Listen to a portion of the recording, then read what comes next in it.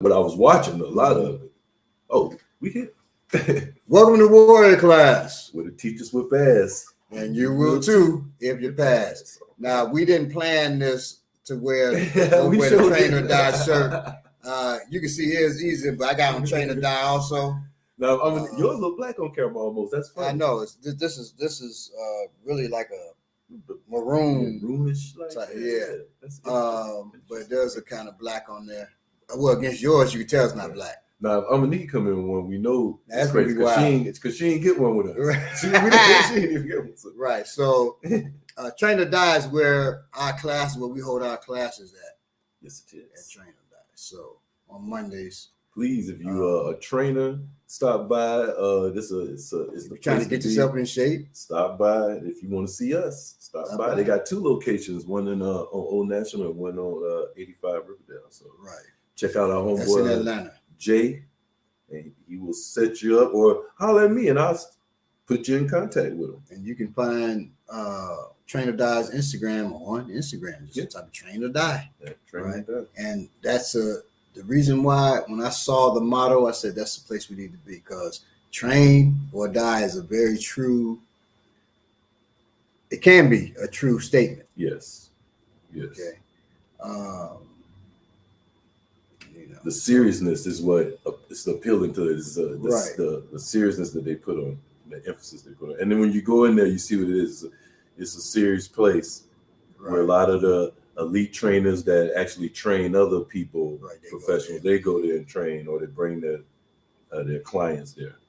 So peace, Big T in there early, Eugene Mason. Yeah, peace, everybody. We're going to let me go. Jamming 93. We're going to get started. This is the surviving real knife attacks episode. Okay, because a lot of stuff out there isn't real. We're going to deal with how real attacks with a knife take place. Because a lot of people that are teaching about a knife, it's pristine, it's happening. They've been watching a lot of TV. Or just fantasizing, them maybe playing Dungeons and Dragons. No actual and they coming with ever. Yeah, the technique has never been tested. Yeah, the technique ain't tested, and they just saying whatever. This one martial arts, man, it looks so pretty when they grab him, turn them around, and spin them that way, and spin them that way, and all that. It looks like remind me of Steven Seagal on TV. Yeah, exactly. I watched this one respected martial art. Had this one guy, he's teaching about the knife. He said, first I'm gonna show you how to use a knife. And he just trying to look pretty. I said, this is some bullshit. So I had my wife and my children come in and watch. And y'all going, my wife, she says, hey, why are you guys watching this bullshit? I said, for that reaction right there. That's what I was looking for. Thank you. And I'm looking at my children like, she said, oh, gosh, like, oh, my goodness, this is some garbage, right? Right. She wanted to probably say this is bullshit too, but she knows not to. But, and so I do that with my family too. And I said, well, what's wrong with it? He said, it looks good, but there's nothing effective about that at all. He's even holding the knife wrong. And it's a popular art. They throw, they look this way and that way. So you know exactly what I'm talking about, right? Mm-hmm. It was terrible. Terrible. Whereas, so, I try not to speak on them much at all, but I have mad respect for their founder. But dude, what? It's interesting though, Bo, because it's serious. Look, you say it all the time. If you don't know something, it don't exist. I can compare it to that reversal that I do in rest. I used to do this reversal in wrestling. And reversal is when someone say they on your back or something and got you down, and you find a way to reverse and you take control and you get on their back. Something. Well, I had this little reversal that I do in wrestling that always works. I tried it in class one time, and Bob was like, and it worked on the guy I did it on, but he was a student, just like me, just kind of getting there. But I was like, oh no, don't do that. And I'm like, well, I just did it. It didn't work. And again, if you don't know something that don't exist, well, we don't train for somebody who don't know nothing. You know what I'm saying? And the stuff the things that we do, African martial arts have been tried and tested, and whatever it has, so it's a different thing because he looked at what I was doing. He's like, oh, well, it ain't gonna work. Let me show you why. And then when I tried to do it with him, I would have broke my arm or my shoulder or something. And something simple. He just, didn't move, did something real simple. But to that time, I had gotten to a high level in wrestling, doing that. And on the street, I would have told somebody up. But I didn't know. And I would have taught somebody else. That's what the point I'm getting to. I would have taught somebody that. That's how I think most of these schools are doing it. Yeah. They got something that's never been tested. Like, it's been tested out here with rules and regulations. Some of it ain't been tested like that. Right. But it ain't. Or they whooped up on their friends. Right. And they really believe, and they out there telling people, and you are putting your children in these things. Or yourself taking it, and now your chest is pumped up, and you looking at us thinking we crazy. And it's hard because if you don't know a thing, it doesn't exist. So if this person has learned this from this person, that's what they know. Right. And so they think, God damn it, it's the best thing since sliced bread. Right. And so that's why when I was younger, I'd be like, well, let's show me. I always show me. And I would, most of the time, embarrass the people, but it didn't turn out well. It wasn't like they came and trained with me. Now they just hurt. And may leave that group because they doubt it. They know they ain't right, but they ain't going to come to you because of the ego. Had a karate dude come into the class one time.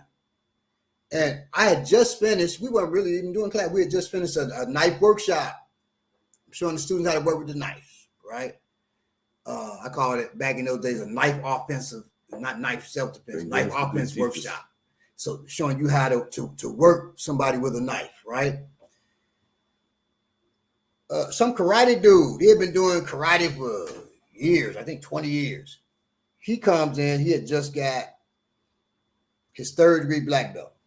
It wasn't 20 years because that'd have been terrible if he was just a 3rd-degree black belt. But maybe it was, I don't know really how they go that long, but I think it was maybe like 12 years or something. But he just got his 3rd-degree black belt.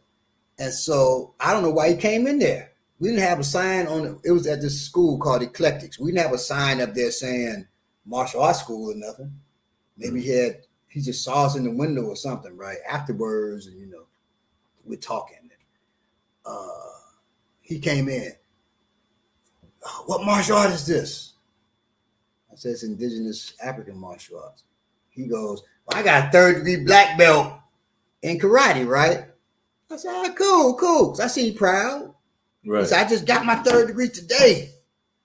And I guess he's wanted to tell some folks. Right. I would have felt great. I would have felt great. Right. I ain't gonna lie. So I said, cool. I said, that's excellent, brother. Congratulations. And we are, yeah. But one student in there, he said, oh, man, what y'all be doing that karate stuff, man? I said, shit. He said, well, to get my 3rd-degree black belt, and this was bad, but this was his ancestors wanted him to learn. He says, I had to come up with on the spot 3 different self-defense techniques against a knife attack. I said, well, something you never was taught before? You had to make it up based off of my experience. You made up against one of the most dangerous tools, if not the most dangerous tool in the world. Based off your experience with what? Right. So I said, okay. So my student said, man, some bullshit. I don't think you can stop me with a knife. I never even used a knife in a combative way other than to cut some meat until today. And he said, man, you can't. You're a novice. And he looked at me, how long has your student been training? Like that. I said, about 6 months or so. He was one of the owners of Eclectics with his ex-wife, right? So the dude said his just, no, he just doesn't know. He said, oh, I know. He said, show me what you did in class. And the guy said, oh, okay. He said, is it okay with you, sir? I said, oh, that's fine. Mm-mm. So now I know he's about to learn a lesson. My student comes at him. He thinks my student gonna just thrust like that. Mm-hmm. He comes down, and my student comes over his arm, stabs him up. He's trying to block again. He comes up, stabs him in the neck. Dude tried to block again. He comes, slit his throat. It was a wooden knife, right? He said, then my student, because he's not refined, hey, homie nigga, he's not refined. He says, oh man, what you learned is some bullshit. And people laughing. Some of the other students, they laughing at him, and I'm like, that was good, brother. Just he's real quick. I'm trying to make him save face for him. Right. And he was like, man, that was incredible. What about if you tried to do it to me, master? I said, oh, you don't want to do that. Mm-hmm. You don't want to do that. He said, oh yeah. I said, no, that is, I give you the knife. I said, now you do what you're gonna do. Then he came, like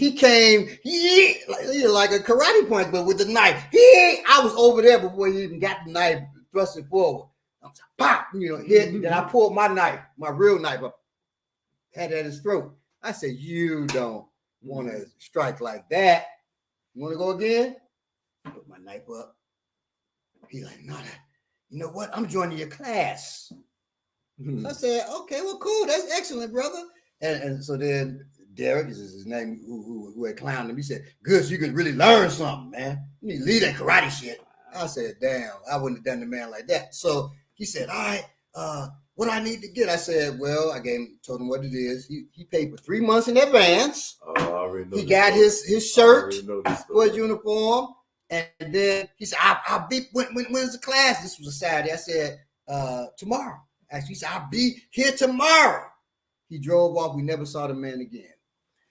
He was paying for his embarrassment. Yeah.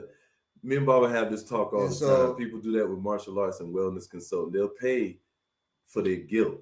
Right. And I'm just experiencing this, because I'm new in this. Even in wellness consulting, I've been doing it for 6 years. That's new compared to Baba been teaching for 400 years, 40 years. Now, James said, and we're going to deal with this. It's incredible he says this. And it doesn't shock me because this is how it happened. He said, I needed this lesson about 35 years ago. Got jumped and shanked, but I didn't see it, didn't know till I got home. And we're going to deal with that exact thing. It was funny because I meant to post. I don't know if y'all follow us on Instagram. You should, Warrior Class BPM. And please like and share right now for us. But I was going to post you and Akambobola in that workshop, the knife workshop, because even now, me being a student, looking at that, like it was the realest classroom attack or speed wise that I've seen. And we're on the internet. You could get on the internet and find all type of, that I've seen without people putting on helmets and really going, full speed, like the way you move. Because even then, people put on those helmets and still go straight. They just go fast and straight and like this, but they still go straight. You actually did spaghetti bowl. People know what that is. That's just moving all like this with the knife, basically. And he went at Akambobola like that. And I post that. It's on our page, on African Martial Arts page, and it's probably on Words Class somewhere. But I meant to post that this week and show people the example, because Akambobola, I didn't know that was about to happen. Mm-hmm. And that's the way Baba teach too. Like he'll put you out in the spotlight all of a sudden. Now Bele is about to stop me coming to him full speed with it. And you be like, oh, because that's the best way to simulate real life. Your heart's pumping, you out, and your awareness is like, oh, everything's heightening. You got to perform. You got to calm yourself, and you got to perform. So I just want to thank you for that. Somebody said link. Link. You I get to the video. No, to the video. to the video. Yeah. I could do that. I mean, right now maybe might be a little difficult, but while we talking real quick, let me see. I swear, Greetings, family. Peace to my co-host. I apologize for being late. Oh, we expect that. It's no problem. So we're gonna get into it, but yeah. So there's he or she or they said C. Nickel said I can wait. Did everybody see the knife attack that's being popularized right now with the woman employed? I didn't have time either because her name is out and everything. So I was gonna go to her page and see if she spoke on it. But just respond in the chat if you can if people saw what that attack was, because we did want to discuss it briefly, what happened and how a lot of people was like, oh, she did great, and she did because she survived. At least, and my whole point was, well, as far as we know, because that same situation, a knife attack, you can look like you survived, you can be okay for a second. Well, so the way I know she survived is where the cut was. I mean that part, you know what I'm saying? So they're fighting in, what is it, Popeyes? Yeah, and another question about what do you? I put it in slow motion. I don't know if you got a chance to watch it in slow motion. There was some other cuts too, but I don't think none of them was anywhere. I think it was like some arm maybe or something. Did you see any other ones? When I put it in slow mo, I saw like 2 other cuts. Nah, not what was going on. Two to the thigh. It was all of them were superficial. Right. So okay, yeah, did see that. right. She, her. Okay, cool. She, her, whomever. All right. Cynical. Oh, okay. Cynical. I got you. I want to find this in Atlanta. Oh yeah, we're here. And we'll put the link up after. So fight goes on between 2 women in the Popeyes. One is the employee. The employee is whooping this other woman's ass. We don't know why the fight started. It just starts like in the middle. As always, somebody filming it and not getting involved. And probably wisely not to get involved in that one, but they didn't know the knife was coming. Right. So she throws the girl down. Boom! Slams her. She's whooping her ass, and the girl pulls out the blade.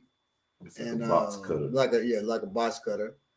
And that's why I said blade, not knife. She pulls out the blade, and she cuts her. But immediately, it was dull, and the way I know it was dull, the woman knew she was cut. Right. And she grabbed her arms and get the knife, and somebody else yelling, get the knife. Right. So the chick says something who has the box cutter. I don't know what she says. And they get it from her, but she'd already done her cutting at that point. Mm-hmm. The Popeye worker kicked her in the face, and then it kind of cuts away, right? Well, she didn't do great. She survived. That's good. Well, goodness is dealing with morality. She survived, and that's right. That she had favorable conditions, right? Favorable outcome, not favorable conditions, because the conditions sucked. But she had a favorable outcome. Yes, very good, Dominique. But can I ask you this for you? Great would have been to know what the fuck she was doing. Would you say the number one reason she survived was probably because the woman with the tool had no idea what she was of course. Doing? Of course it is. Yes. Because she stuck her slow motion straight in the thigh. It went straight in at one point. And the girl just, because the blade was about this big, and she hit her in all the meat right there. So that girl was stabbing out of desperation. She's getting her ass whooped, right? All she would have had to do is not stab, just slash right across that other side to a femoral artery, and chick would have been done. Very much so. Done. But sister didn't know that. Okay. And she must have, if she punched it into it, she must have slashed coming out, because it was a slash across her leg. It had torn through her clothes. Right. It's only because neither one of them knew what the hell they were doing. Really, right? So she was lucky. And in instinct, she had something there that could be worked on, because the instinct, she really grab it and all of that. And she could have stepped on her hand and pinned it, or she had so many things, but she was moving though. She could have stabbed her, whipped the thing. Yeah, that's your joint right there. The turning Exactly. right I'd there. have stabbed her ass, whip that, right? I'd have just got low. They wouldn't even know what was happening. Right. She'd have been just hollering, then you'd seen the shit spurt. Now, Right, we just have to be, I'm the lamb, so, I only in life and death situation would I do something like that. Now, and that was a life and death situation if the woman knew what she was doing. Excuse me, how do you pronounce that? Christian? Is it cynical? Cynical. I don't want to kill.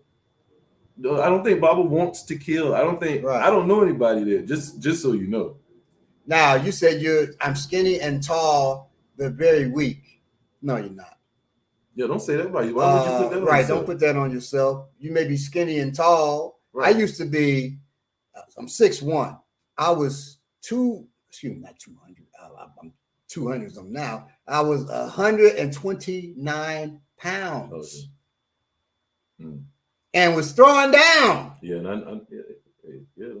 I was throwing down at that. Now it's terrible that I was that skinny, to be honest. To be honest with you, I was so skinny, I was embarrassed. I used to wear 2 pairs of pants to try to make myself look bigger. Be burning up in the summer, about to die. Wow. Probably losing more weight. All the time. When I took this girl to prom, I was the creator of skinny goddamn pants. Because I had on a regular tux, but I had pants on underneath to make me look bigger. Yeah, I used to put on shorts. 136 foot. Oh, okay. Seems pretty healthy to me, but hey, look. But yeah. Friend said, "Dang, Baba, yeah, I was skinny as hell. My waist I had a 27-inch waist. It was bad. And my friend had a 27-inch bicep. My friend Khalil. Wow, get out of here. So my waist was the same goddamn size as his bicep. Now he was huge though. Nah, Khalil was a big ass dude. I know what you're talking about. It was a big dude in the hood like that too. I remember having a 26-inch waist at about 12 years old. Now he said 12. He said, I was about 13. I was about 12. I was a man. Look, my waist ain't much bigger now, so I ain't get much bigger. So yeah, I didn't get. You were a fighting string bean. I hit him with that noodle style, boy. They get hell of Jack. Also, I just want to point out, Cynical said that she was agreeing with us as far as the. Granny Princess, she had that waist in 6th grade. Oh right, I see. Right, she said she was agreeing. Right, she was a who? That she was agreeing with us, but she was saying she didn't want to kill. She wanted to learn how to protect herself. Oh yes, so yeah, exactly. If you want to protect yourself when people are trying to kill you. But people think martial artists want to kill. Yeah, that's I've been in interviews. I've been in interviews and stuff, and I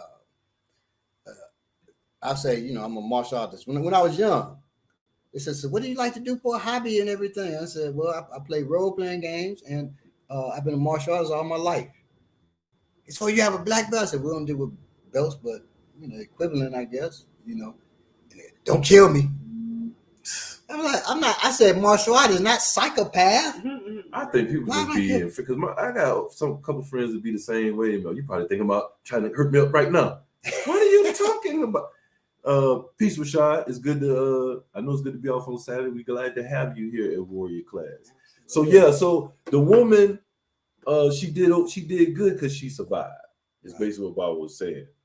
But if somebody that would have if she would have got cut, like I said on the post, a few inches to the left with that femoral, it would have been over with. Yep. You know what I'm saying? So that was lucky the woman didn't luckily cut her in the wrong place. And the fact that she did actually stab like this and come out with a tear, if that would have been her femoral, that would have been over with. And the funny thing is most people don't even know that there's a artery there that if cut, you will bleed out. Now that artery, so how you have to protect yourself. It goes from your groin, just below your groin, to 4 fingers above your ankle. Right. That artery, and that's where you're vulnerable at that whole way. Next to that is your femoral nerve.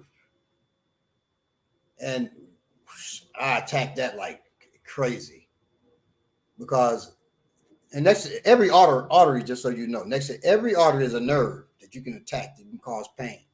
right?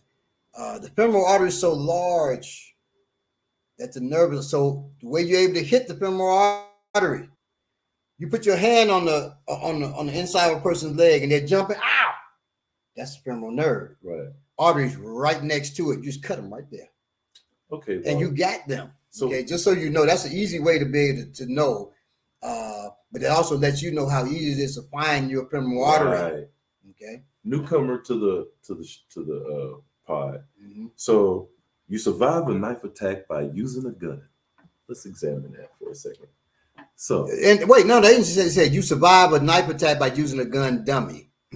Now, I thought he was co-signing, like, you know, when you quote yourself. no, I don't know about it. He didn't quote himself. Oh, okay. I thought it was like by. Okay, I got you. So now, before that, I don't want to kill you, and you don't want to be dead. Randy Glover Silverado. Exactly. Now,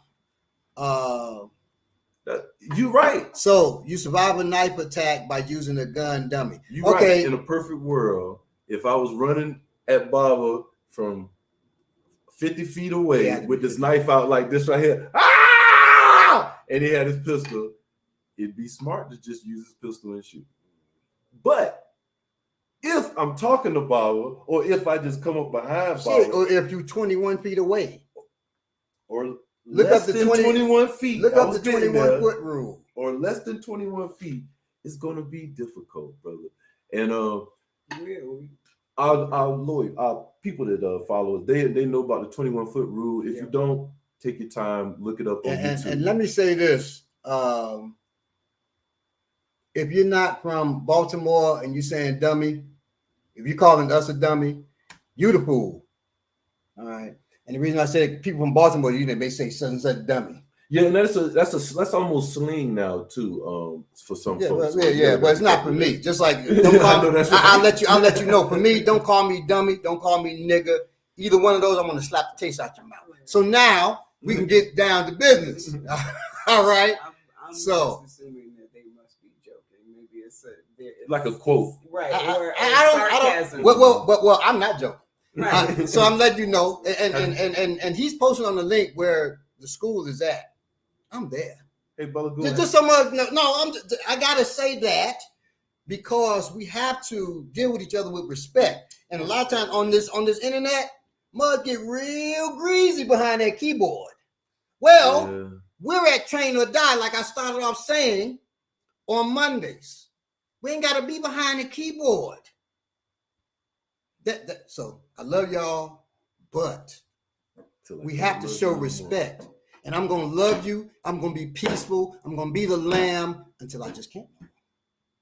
Until I can't no more. And then I'm fine with that other side too. So I'm not. Be careful with insults, especially if you're trying to learn. But they weren't trying to learn nothing. They made a statement though. So let's deal with that statement. You deal with a knife attack with a gun, dummy. Most people who have had a gun on them or attacked with a knife end up dead. Do the research on that. If they didn't end up dead, they end up gravely injured. People who are into just a gun like this is the Wild West, most of those people don't even know how to use a pistol or whatever properly. And you can't always have a gun on you. It's just a silly and in some states, a lot of people we're dealing with, it's you could have a knife. It was easy to get one, but it's not so easy to get a gun. Right. I have a student who's a master instructor here from the UK. When he goes home, he can't have no gun. He can't have a pistol, and the proper term is pistol or revolver, really, because a gun can be rifle. But he can't have a pistol or revolver. That definitely walk around with a rifle. Okay, just so you know, but a knife is easier, and a knife is more insidious, and a knife, more people have died from a knife. Now, in the United States, there are more gun deaths. But in the UK, in Europe, period, most places else, it's the knife that's the number one. And the firearm is way down there because it's not easy access. Just in America. So that thinking like that in America is like that. But every time I have a conversation and somebody say that kind of shit, bar none, I've never been proved wrong in it. You know, you use a gun. Where your gun at? I got my knife right here. Where's your gun? And then they look, yeah, shut up. And then I go back into doing what I'm doing. But anyway, let me go back to doing what I'm doing. And y'all know how I am. So, hey, Big Till said I blocked 2 already. Franny French holding my peace. No, I first Big Till said troll vibes. I'm okay with that because I think we always are going to get people just coming to the channel, just coming to the page, or just coming to the show. And that is a popular belief. So it's going to be something that's cool. The dummy part is right. I don't care about that. I'm a teacher. Right. So I deal with people who don't know what they're talking about all the time. Right. I expect that, right? And I'm a student. So a lot of shit, I don't know what the fuck I'm talking about. I'm learning. But what you don't deal with all the time is the internet. And that's why you ain't going to be playing with folks. Even on the internet, when I don't know shit about Bitcoin, I learned that from Dr. Ball. Right. I'm not like, man, the way you deal with digital money, you real money, dummy. Ain't no way I would say that to Dr. Ball. Because he's not a dummy, and I respect him. I respect his knowledge base, right? It ain't got nothing to do with whether we're on the internet or not. I'm a man, and I respect other people. And you got to do that, whether it's a man, a woman, whoever is online, and I'm on their thing, and they're teaching something, I'm going there with respect. Always watch your goddamn mouth. Yeah, we got too many thug and also, folks out there. No. He who greets with fire. Somebody said my gun is usually on my hip. That's good. And that could be true, but you don't always have it, and you know you don't. So just and it doesn't even. It don't matter if your gun is on your hip. Right. If your gun is not cocked with one in the chamber, and I got a knife on me. And me and you face to face, and we talking like this, and I pull. You cannot pull your gun fast, and I can pull my knife. Absolutely not. And stab you up. You cannot. And shoot with accuracy, because that's one. You ain't gonna get it out. You ain't getting it out. At the 21-foot rule, right. Even from 21 feet, he's running at you with his knife out, and you're trying to shoot. It's been proven over and over and over again. The person with the knife. He delivers a deadly blow. The person with the gun cannot. And we talking 20 to 15 feet. You get a shot off, but not able to hit him with anything. And there's one way you can. There's one way you can. Right. One way. And I would only show that to somebody who came with respect.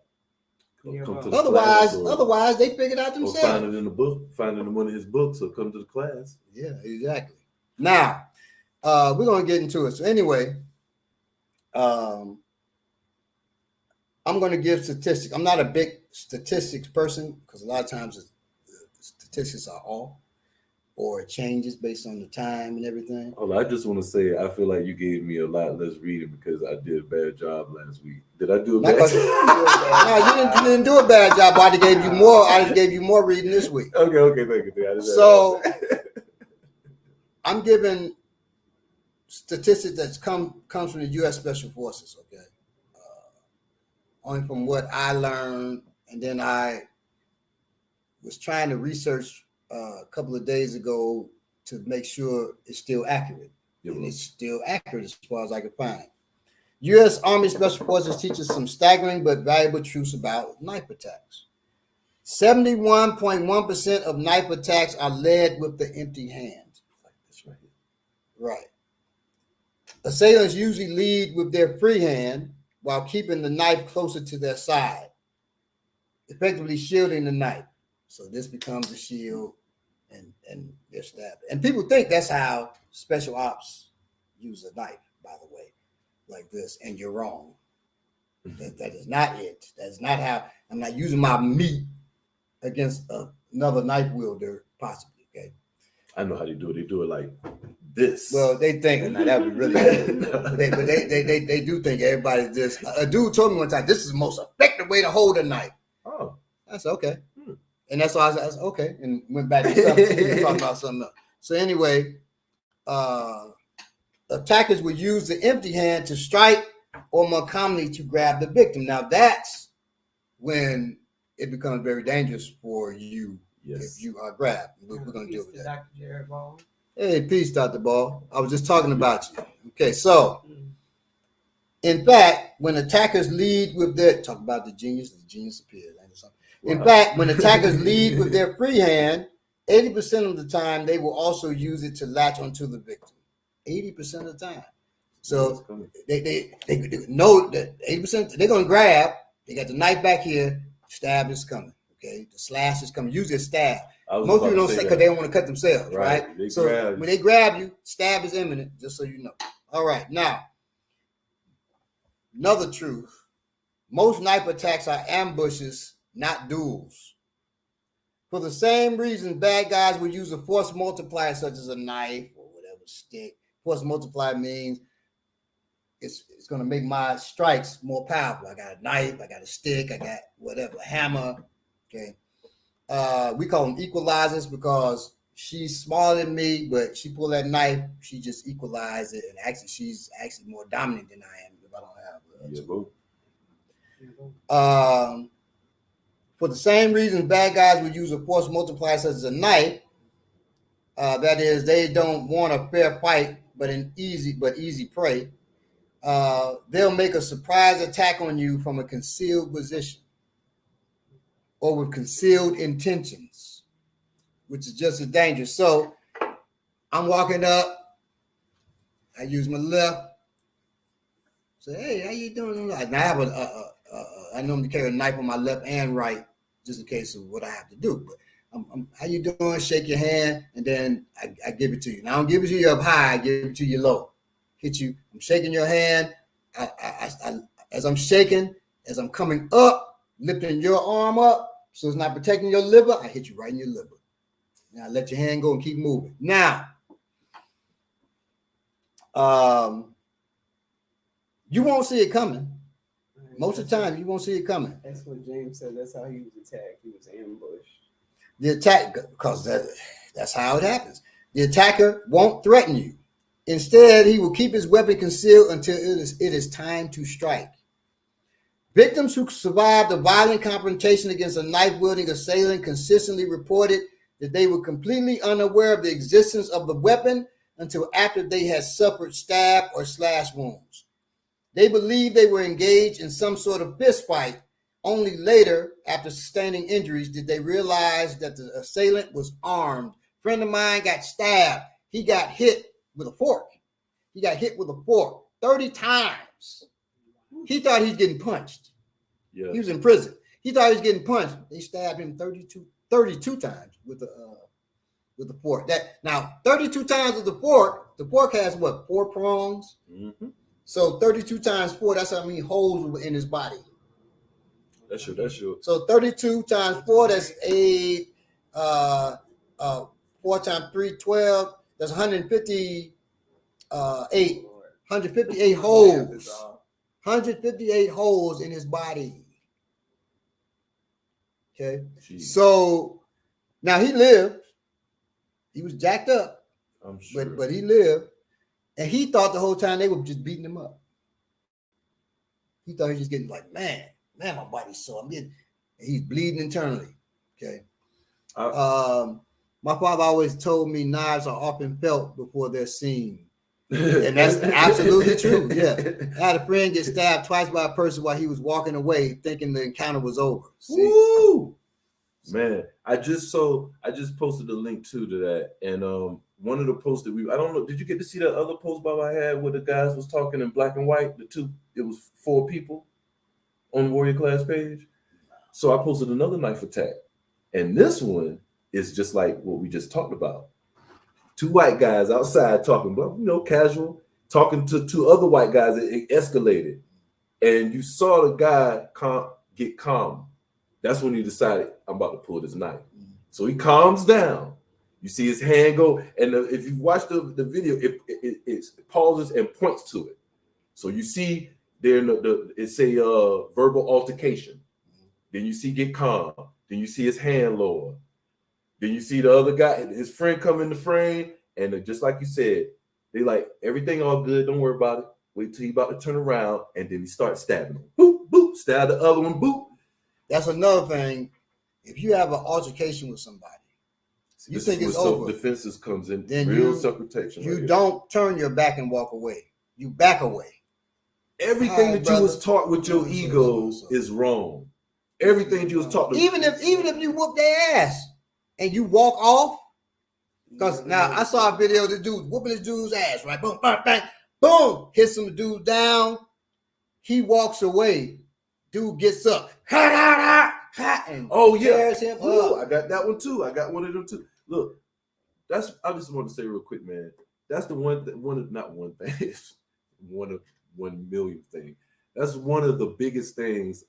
Well, I could say one big thing that I always talk about is the mind frame that you get from real self-protection from what's going on with what we do. Because before this, my ego, even Akambola talked about this. I think he talked about it on the show, how I would have had my hands in my pants, my pockets, talking to somebody that I thought was a chump. Or after I finished chumping him off, my hand in his face like this, I turn my back on, give you my back and walk off and get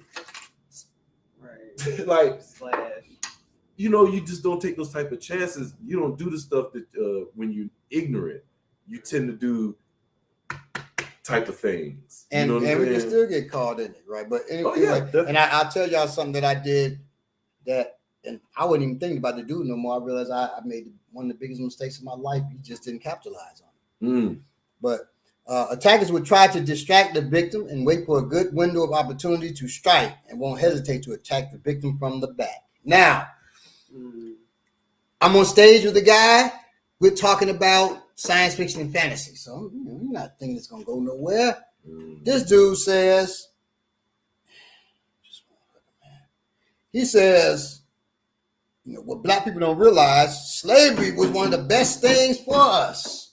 Because without slavery, we wouldn't have found our creativity and our agency. I'm like, I'm taking my hat off. I'm trying not to say nothing. And I said, brother, please let me say something. I said, slavery didn't do shit good for us, man. I said, anything that came out of slavery good, it wasn't because of slavery. I said, slavery didn't do shit good for us, man. It was one of the worst horrors we've suffered. And he says to me, what did he say? You're an idiot. Shut up. Right? I said, I'm an idiot. I said, I am an idiot for when this brother asked, Milton Davis, when he asked, should you be on the panel with us? I said, oh yeah, that's a good brother. I said, you're right. I am an idiot because I had your dumb ass sit up here, chump. He's like, you called me a chump? I said, you're a chump, a punk, and a pussy. Like that, right? I said, excuse me, y'all. I don't want to insult pussies because pussies are strong. He's too weak for that. What? I said, you ain't gonna do nothing. Shut your mouth. And there's a sister named Wumi in the audience. She's like, shut your mouth, And so he shut up, right? I said, I thought so, boy. Then I turned my chair and said, Milton, you can continue. And I got my back to him. Well, that was the worst. That was dangerous because he could have started choking me, stabbing me, whatever. We weren't choking. And even, it was so bad because he had pissed me off. I'm like, you saying this about black folk, and he black, but then you saying, I'm an idiot for standing up for black people and saying slavery wasn't good. And so I'm pissed. So my ego got there. And really, to be honest with y'all, I wanted him to get pissed off that he would try to do something. And I wanted to whoop his ass up there, right? Because I was so gone at that point. We know that, Bob. Security came in. Securities came in and said, is there a problem? I said, there's no problem. Take your ass back out to the lobby. I was at Auburn Research Library. Take your ass back out to the thing and secure the front. I said the people not secured. Take your ass out there and secure the people out there. I got this. I said, continue, Milton. Milton was like, God damn, this my boy, little crazy with it, right? So he said, Milton's like, he gathered himself. He said, so-and-so. So he starts the thing and we do the thing, right? We finished with it. Dude said, I don't know what to say.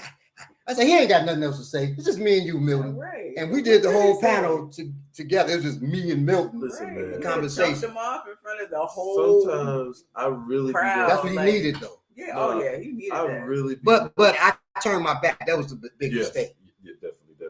I really sometimes want to talk about like just social media etiquette, internet etiquette, Life etiquette.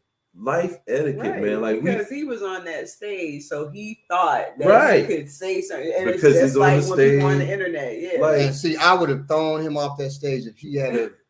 But he could have stabbed me. right. 'Cause I had my back turned, and then I'd be like, "Oh, But boy. what you see happening, I made a mistake." what you see,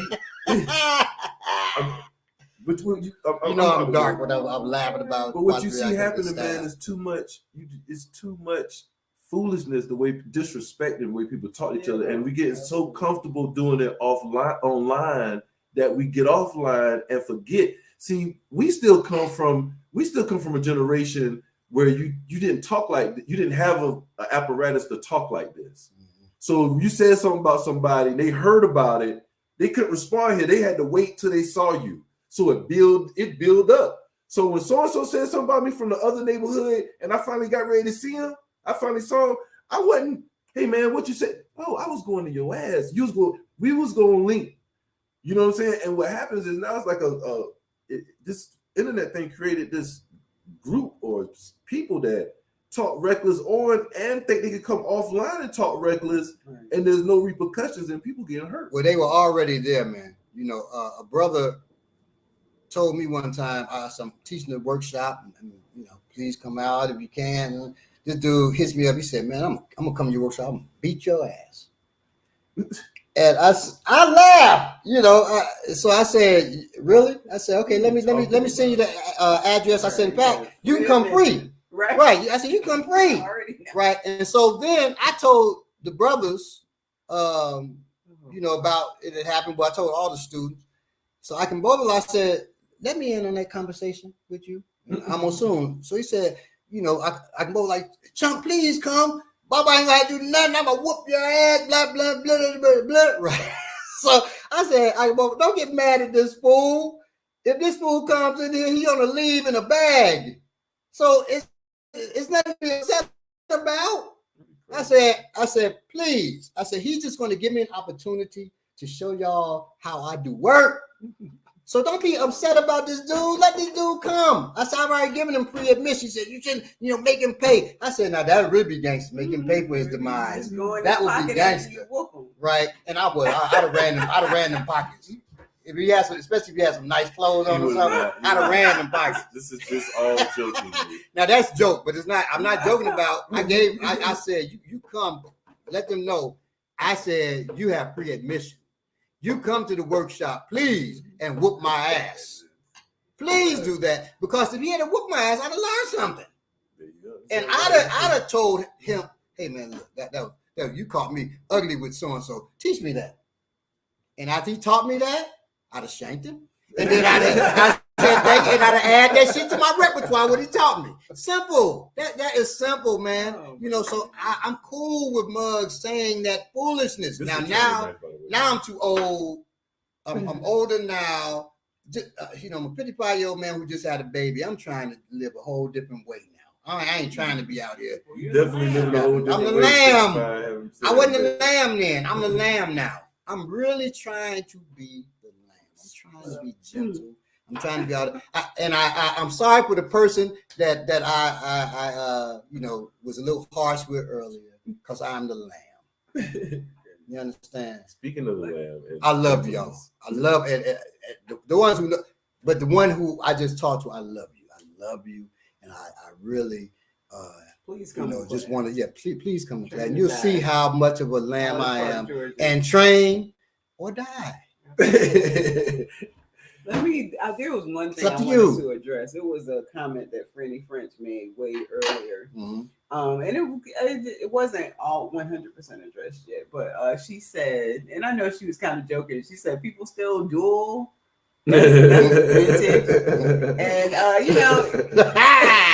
it was kind of an artful word that Baba was using to show that it's never a face off. When these things happen, it's never the way. It's just like when you train martial arts and you're standing there, That's not how fights happen. Because MMA got us believing that too. Right. That you just stand there and then you TV just and go. movies jack us up. If we take, because we take shit for real. You really, you take MMA as real. Huh? That's all I'm gonna say on that. You take that as real. Everybody knows they were fixed fights in boxing, right? Mm-hmm. Now you have real champions. Of course, you know, Ali and Tyson are real champions, deadly people, right? Roy Jones Jr. You have many people, Hearns, but they were fixed fights, and I would wager there was some fixed fights maybe they were in. Mm-hmm. They might not those even people know we named, or they might have. Never know. Now, and you see that with this new dude, what's his name? Paul, last name Paul, Jake Paul, and the other Paul, Logan Paul and Jake Paul. Come on, man. These folks, they fighting people who retired or whoever. These are fixed fights. These dudes like, hey, I need money to keep taking care of my family. I'll go ahead and take that dive. It's being accepted now when you see. And I couldn't do it, but hey, you know, so you know it's you know, you watch WWE, you know, come on, man. When you see an MMA fight and a dude says he's signaling to come in the middle of the ring and they trade punches, what that basically is. Or there's never been a time in UFC, I've seen it once, where people clash arms or hit on. That happens in fights, real fights all the time. You know what's funny? You see it in the littler leagues more, right? Than you see that because they're trying to come up and make it, right? You don't see that in the UFC like that. It's too pristine. Right. As a person that has seen actual combat, has competed before, shit's not pristine like that. It's not. It doesn't look like controlled sparring or just hype sparring. I'm throwing a knee at a dude. Same time he thought I was throwing a round kick. He's trying to block with a knee. We slam knees together. Both of us like, oh shit, oh. That's how. And then we kind of like giggling because we both hurt ourselves. And then we, you know, regroup and we go at it. It's not pristine. When you fights on the street, it's not pristine. Fights usually look pristine on the street. That means Joe was way more dominant than Ricky. Yep.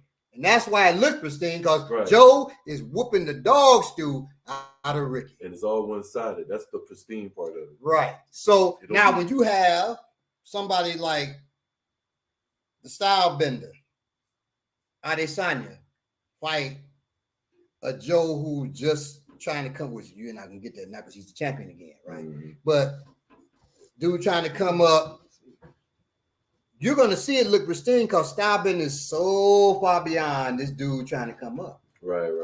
But Stylebender against the guy he just fought and got the championship, who had taken it from him, it didn't look pristine. No. Both of them looked beat up. It's the fight didn't look pretty. It wasn't pretty. In fact, he hit the dude, and then the other one, he kind of threw the punch instinctively, and the dude kind of really fell into it. It wasn't pretty at all. Right. But, you know, he did enough to win. And afterward, he's doing the arrow thing. It's looking pretty, but it wasn't. You know, that's how real fights go. So a lot of times MMA is a work. It's a work. Now I say a certain company. I say MMA. So Dana White can't jump on there and get this snatched because I ain't say their company. I said MMA, mixed martial arts, as a medium, as an entertainment, and it says entertainment. And that company that he owns, a big part of that company is Zuffa Entertainment. Mm-hmm. Come on now. But anyway, we're going to get down to Belay's part. Okay, so 70.6% of knife attacks are launched within 3 feet of the victim. Knives are short-range weapons, so it shouldn't come to a surprise that 70.6% of all knife attacks started a conversation range. Started a conversation range. Like this. Like you're just talking about. It's important to stress that within 3 feet really means at arm's length or less. This leaves you with very little space and time to react. Such a small reactionary gap means that it's almost impossible to stop the first stab if you're not expecting it. This is why it's so important to maintain distance and keep control of the space when you're in a confrontation. As the attackers so often lead with their free hand, usually the left one, victims end up being stabbed in the neck or to the chest on their left side where the heart is located. So I'm facing you. This is my left hand. That's going to be your left hand, right? I'm here. So most stabs come to the and slashes come to the left side. Okay. Defensive wounds that cops find, detectives find, because regular cop, but the detectives find it's in the left hand most of the time because most people are right-handed, and so they're blocking. They're blocking their left. So I'm attacking with my right. They're blocking with their left. So most defensive wounds are in the left hand. Okay. You're only gonna get probably one of them. Now the heart is in the center of the chest, but it leans left. So when we say it's located left, it's easy to hit when you stab because it's leaning to the left. I think this.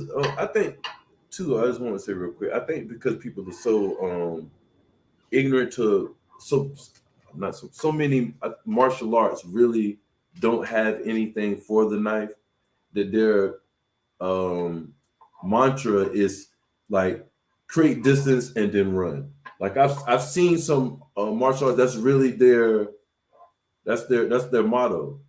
Create distance so you can run. Now, and the way they do that is, if you can do that in a correct way, would be great. But the way they're talking about create distance, it's just not. The first thing, how do you create distance? It's usually difficult because you usually don't see the knife until it's about to attack you. So It's usually within conversation range, right? So usually it's not an option for you. But if a mug out there with a knife just, I'm avoiding that dude. So that's common sense. You're gonna keep distance if you can do that. One time I couldn't. And it's just because I'm heading into work. Deuce, I used to work at the Final Call building owned by the Nation of Islam, right? I used to work there. I'm going in, and my ex-wife worked there too. So I walk her in, and I see a dude just kind of going off, this big dude about 6'7", going off, huge, about 400 pounds, not muscles. He's snapping. I said, let me go and look to see, make sure everything's okay, because I'm seeing women out there on the street with children and all that. So I go out there and I see this dude, people like, running. He got a knife. Now, normally I'll be like, oh boy, you nuts. And I go close the door, lock it, keep us safe in the business. I'm good. But it was children and women out there, and I could not do that because he's coming at them. Oh! So I said, hey, stop that foolishness. Stop. He turned towards me. I said, come on, dude. I'm going to beat your ass. I'm going to take that knife from you. My heart is pumping Kool-Aid. But I'm going to make sure these women and these children get home. I know that I could possibly take this knife from him. I have a good chance. I know that I'm probably going to get cut. And if I do, I'm going to cut him worse. Because he got to pay now. So this big he come at me. Take it, right? And y'all see what I'm talking about. When I take his arm. When I take his arm, boom, headbutt go. That mug reels, and his hand get loose. When his hand get loose, I strip that knife from him and throw it. And he pushes me. This dude's so strong. Whoa, right? I said, come on. But I know I got the knife away from him, right? And right behind me, I get grabbed. Behind by somebody that's supposed to be my brother. Man, you don't fight him. I really felt he was setting me up. So the dude starts going for the knife again. I throw the dude, boom, that grabbed me and ran inside the building. Because now these women and children, they gone. Right. So now I'm running. I'm not gonna, just get in a kung fu fight with this fool. Right. So I threw him and closed, locked the door, left him out. I locked the door, left him outside with that mug. He opened the door. Then I let him in, and then I hemmed him up. I said, kill you ever do that to me again, motherfucker. Take your agent ass somewhere. And I chased him through the Final Call building. This one I got put out the nation. Just so you know. Anybody watching who's in the nation, Mosque number 2, which is Mosque Mariam, y'all know, if you're from the old school, y'all can vouch for this one. I chased him through there. And there was a minister who was my teacher at the time. I was a student minister. They all call student ministers now, but Minister Abdullah. Minister Abdullah taught the ministry class. I'm running through there. He'd always visit the final call. He gets in front of me. He says, Assalamu alaikum. I said, wa alaikum salam. I stopped. And I'm like, he said, that means peace. I said, yes, sir, brother minister. And I left. I got my stuff and I left, right, for the rest of the day. I was like, I'm out. And, he told people, he talking about some, he knew I was leaving the nation. I got put out the nation. I ain't just leave. He said he knew I was leaving the nation. He could see it in my eyes. I had shades on. I said, Minister Abdullah is tripping because I had shades on. So he could not see it in my eyes. And I got put out. I wasn't going to leave. I was going to be there to continue to see Daryl, who was the second officer at the time. I just said his name because Daryl know he's on BS. Daryl know that was dangerous to do that to me. And I still feel what I felt back then about Daryl. I feel it now. I don't think Daryl's in the nation no more. I don't know. Don't care. I hope you've atoned for your sins, Daryl. I hope you have, Daryl. But that was one. You could have got me killed. But if that dude had stuck me, I had people who would have fucked Daryl up. Not in the nation. See, I live a life outside the nation. Before I was in the nation, I was other stuff. Before I was in the nation, I was from a family of people that ran the Vice Lords and the Four Corner Hustlers. I'm from a whole different goddamn lifestyle, dude. So if I had got stabbed because he was holding me, I wouldn't be the only one thinking that he did it on purpose. No doubt. So, and the reason I gave his name because I really feel he did it on purpose. I'm still salty about it. If y'all can't yeah, we said that. I'm still salty about that shit, man. Because I'm like, damn. You never got to get him back. Right. That's why you saw it. Right. I got put out. But when I came back, because I was put out for 90 days. He was gone. No, he wasn't gone. But at this point, now he the first officer. I couldn't touch that. I couldn't touch him at that point. I'm like, all right, he the first officer. He was the second officer at first. Okay, you got a second officer, you got first officer, you got the captain. Now, really, the first officer is like a captain in other cities. At that point, I couldn't touch him. And he kind of chilled out anyway, because he was an asshole. But he kind of chilled out after that because he knew people were not going to just take stuff from you, mistreating them. Not me. Right. I couldn't take it. I walked into the nation a man. I wasn't going to be turned into a boy. I walk everywhere I go. I'm a man. So you're not going to take my manhood because I want to be part of your organization. That's not going to happen. And in our organization, we're not going to take your manhood or womanhood from you. Right. You're invaluable to us. If we have stripped your man or womanhood from you, if we made you less than what you are, bring what your talents are, and then we can use that time to help move this movement forward and save our people. Yeah, well. Anyway, before we we address some of these before it goes too far down the line. So one is a couple because last time we ran out of time. Right. We're not going to. We're already an hour now. So no, he wasn't about to get no. He was just into it like moles and foes. Yes, James. Why is fake fighting? And just so y'all know, let me explain this. Into it like moles and foes. I know exactly what. So that I don't even know. Moles and foes. So foes is gangster disciples. Anybody under the 6 point, really. Moles is anybody under the 5. Oh, okay. Moses really short for Muhammad, really. So when you're a Mo, and it really started with calling, I believe it started with calling the El Rukin Moles first. But Blackstone, the Stones, they're called Moles. Sometimes Vice Lords are called Moles. That's under the 5 point. Foes, really short for folks, is gangster disciples, really gangster disciples. Anyway, that's where that comes from. Just a little education on Chicago slang. Right. Okay, we good. No, we can keep going. Now, Balagoon Foes is 4 corner. Oh, damn, you're right. Foes is 4 corner hustlers. I'm sorry, which are under the 5 point. You're right, James. I've been away too long. You're right.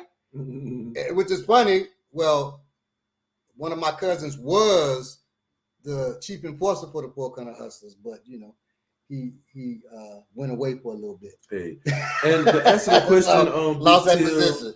I think that was Big to the answer. What makes I guess she was really asking about wrestling or fake fighting entertaining. Even what makes fighting entertaining?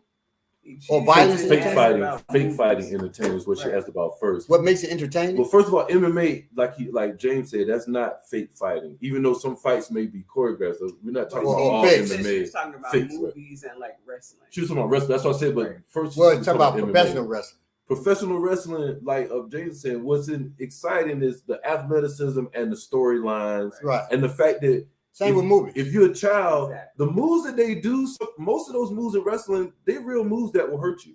Like if you get put in the figure four, if you get put in the scorpion deathlock, the Boston Crab, that hurt.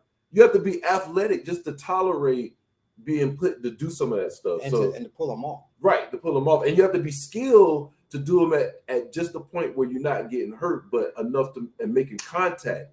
And so a lot of that, it takes a real athlete, it takes real skill. And that's what looks good. You're looking at real skill, athletic, gigantic humans pull off. If you want to deal with the history of why that's popular, and we're talking gladiators, and we're talking about white people's right. So they knew white people during the Roman time knew people were attracted to the shedding of blood. Yeah, people are attracted to it. Even now, if you see a car accident, or you see a guy out in the street, they fighting, then one of them breaks the other one's arm, you're going to look. You're going to keep looking. Mm-hmm. Well, these were capitalists, and they knew we're going to capitalize on people's attraction to blood, death, that's wrestling. Injury. That's all it is. And so that's what they did. That's why if you're a wrestler, a professional wrestler, willing to cut yourself with a razor blade so you bleed, you get more money. Many of them were. You get more money. That's why you look at these wrestlers, they cut themselves bald. They have all kinds of scars in their head because that makes more money. If you bleed, you make more money. Platinum blonde hair. And it's all bloody. Stained with blood. Right. That and the person didn't actually do that. They cut themselves with a razor. Yeah. So when you see them with their wrists wrapped with tape, they got a razor blade in there. And so as they holding their head, they cut themselves with the razor, put it back in the tape, they're bleeding. So that is attractive to many people. It may not be you. You might not attract you. I never liked the bleeding of mugs in the shows and all that kind of stuff. I like the theatrics of everything and the right. I like the high flying stuff. Love that. When they're doing certain complex moves, some powerful ass throws and stuff like that. I like seeing that, the athleticism of it, right? I like the jump. With martial arts movies, I'm not a martial art movie fan. I'm not a martial art movie fan. Because it's not realistic at all most of the time. I don't like seeing mud stand on leaves and shit like they can't fall. Right. I watch a superhero movie. Just give me a superhero movie. I like it for that's what that shit is. But you're supposed to be doing martial art and you stand on a leaf. And the reason I don't like it because many people I knew believed that was real. And they would try to debate me based on what they saw in a kung fu movie. Well, and so I went, ain't no debating that. And because one dude told me he was talking about Ralph Macchio. Somebody tried to stab at you. You couldn't jump on top of the knife and just stand there. I can. Oh, most people cannot. I can. Most people can. Yeah. So this dude told me, talking about Ralph Macchio. I said, Ralph Macchio isn't even a real martial artist. He said, he'll beat your ass. And why are you talking like that? Because you're drunk. He'll beat your ass. And so I'm laughing. And so he's like, oh, it's funny. And he grabs me by his fingers in my wrist. When I was in the army, I learned to take a man's rib cage out. I said, we must have been in different armies. Because they ain't teach me shit like that. I said, but I'm telling you, I'm going to show you what they did teach me. If you don't take your goddamn fingers off my rib cage. Like, dude. You need to stop talking to people that talk like that, first of all. He sounded like Judge Mathis, didn't he? Judge Mathis. It might be Judge Mathis. Mixed with a pirate or something. I don't know what he was. I think that was Judge Mathis. It was in Chicago too. I'm gonna need you. It's not a true Judge Mathis. Oh, my wife said to tell you thank you too for defending Judge Mathis last week. Because y'all gonna love Judge Mathis, boy. She was like, I'm gonna need you to defend him. She said, tell her I said thank you. I said, okay, I'll let her know. You know, House of Flying Daggers. Yes. Now I will say I watched House of Flying Daggers. That was actually good. Yeah. And when I'm talking about the lead, Crouching Tiger, Hidden Dragon was good. That was well written. Right. But not for their martial arts. Oh, no, the martial arts was and I only watched Bruce Lee stuff because I broke on Bruce Lee bad on my Facebook page. And people handled me so beautifully. They didn't get mad. I didn't get no trolls. They were like, well, you know, but I think because maybe they had some, you know, modicum of respect for me. They said, Baba, you need to check out so-and-so because in this movie he does so-and-so. They actually had me interested. So I sat down and watched the Bruce Lee films. Bruce Lee was a freedom fighter. I said, this fool can, I won't go that far. I said, this fool can actually act. I understand why people love him so much because this fool can. Now, a friend of mine used to say, my best friend, talking about, you know, Bruce Lee's the closest we got to a black man in movies. I said, are you kidding? I can name you. I said, I can name you black people. He said, not Godfrey Cambridge or somebody. He said, I'm talking about in martial art movies. Jim Kelly. Man. I said, where? He said, because the way he wears his hair big, that's like their version of an afro. I said, man, get your ass out of here. I gotta be honest, man. I could not stand Jim Kelly, man. I could not stand to see Jim Kelly movies. Oi! I couldn't stand it. I never liked it as a kid. Bruce Lee had me. In Jim Kelly's movie, when he in Black Belt Jones, first of all, the music. Pew, pew, pew, pew. Pew, pew. I loved it. And that then, scene where he has on a yellow outfit like Bruce Lee, right? He jumps, he got stacked shoes on. Right. But pay attention to it. He jumps up on the car. Now he got on Kung Fu shoes. Then he jumps off because he want to fall off that thing in them stacks, right? Then he jumps off the car. Now he got them stacks on again. That was dope. Yo, he changed reality. That's how dope he was. He changed reality to Kung Fu from that. And you know, that's why I got the idea of changing reality with Ice Cold Carter. Oh, from that one scene. From that era. Right. I'm like, they're changing reality. It's not a mistake in the film. or, you know, they're changing reality. It was superheroes, really. I go ahead. I'm sorry. Speaking of movies, right? Knife attacks are fast and furious. Another consequence of such close range attacks is that victims tend to fall as they move backward, trying to escape their attacker. This is the case in 55% of violent incidents involving a knife. Someone who is attacking you with a knife is trying to kill you. They won't hold back. They won't hesitate. Knife attacks are usually performed with a quick, short, repetitive stab at different angles. Commonly, there will be a first wave of stabs during which the attacker, taking advantage of the surprise, will land between 5 and 10 stabs. Then, as the victim fights back trying to escape, the stabs will be spaced out. The more you get cut or stabbed, the more chances a vital organ, such as the heart, or a major blood vessel, such as the carotid artery in the neck, will be hit, which would result in a quick death. Known as the sewing machine and shanking, short, rapid stabs are very difficult to stop because there's not much time and not much space to deflect and redirect or attack or block and strike. Knife attacks also don't last long.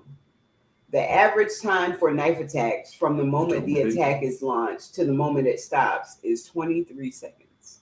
Half these attacks last 14 seconds or less, but 80% of all attacks last less than 32 seconds. That's on knife attacks. Now, we're going to end with grips, and then we're going to go right to showing you defenses, okay? Because everybody should have their tools by now to be able to train this. So, number one, the proper way to grip. This is these lines here in your hand. These. This is where you grab, not in your palm. You grab it in there, right? So I grab with that part, it's in there, in those lines, right? And I line the blade up with these knuckles. Okay. Then I wrap the thumb. So I aim with my knuckles, these knuckles here, not back here. I aim with these knuckles, and I'm going to be cutting you. Okay. That's the proper way. Now, Bob, excuse me, if I have a blunt object, would I grab that the same way? Absolutely. Absolutely. So with this, put it in your palm. Put it in your palm. Now grab it. Now here. Y'all see how that comes up like that? See how that now grab it with the proper way. Grab the proper way. You see that? It didn't do that. It didn't slip. I was like, dang, is it gonna slip out? Because my hands kind of, look a little. So when you grab properly, slippery. It's not going to slip on you. You're not going to drop this. You're hitting. I've seen blades fly out of people's hand that they're holding it wrong. I don't have to use my thumb to hold this. They know I'm not going to let this go and hit them because I'm holding it properly with the proper area of my hand. That's number one. But so the majority of attacks, 58.8% in fact, are carried out using a regular grip. That's also known as a hammer grip because you hold a hammer. Boom, boom, boom. That's the regular grip. That forward grip. That's 58.8% of attacks are done with the regular grip. Okay. The reverse grip, also known as the ice pick grip, is employed 29.9% of the time. That's the ice pick grip. Okay. People think that's the major way. That's not. Most attacks are used with the regular grip, also called forward grip or hammer grip. Okay. In a small number of cases, around 6%, the attacker changes their grip during assault, moving from here to here or vice versa, right? And do not do that while you're in a fight, moving into another. And you're trying to show off, and you're doing changing directions of the other thing. Don't do that with your knife because that shit can slip out, and now you've lost your tool. But 6% of the time they'll do that. Hand swapping, which you see in movies, and people come to class and think they're gonna be smart and do that.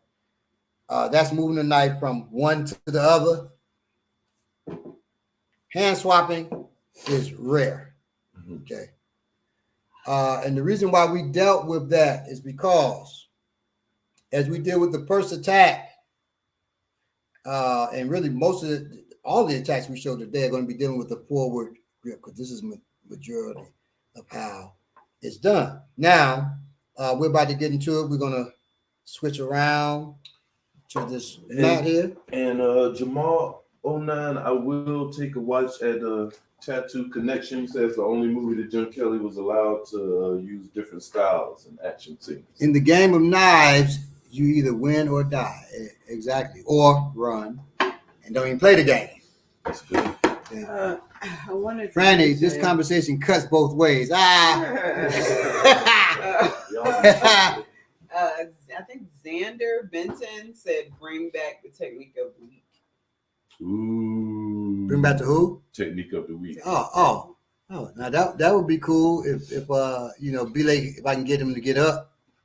Nah, Belay was always up. It was me. Like shit. Especially after just having a baby. Yeah. Now Franny said you can disarm them by cutting their arm. No, David said you can disarm them by cutting their arm off. Yeah, absolutely. That's literally disarming. Yeah. Now, David, just so y'all know, David Silberg is like the master of puns on BPM. Keep that there. He's a pundit. See, y'all would expect me to come with the word. Ha! They should always expect the unexpected. All right, so. Okay.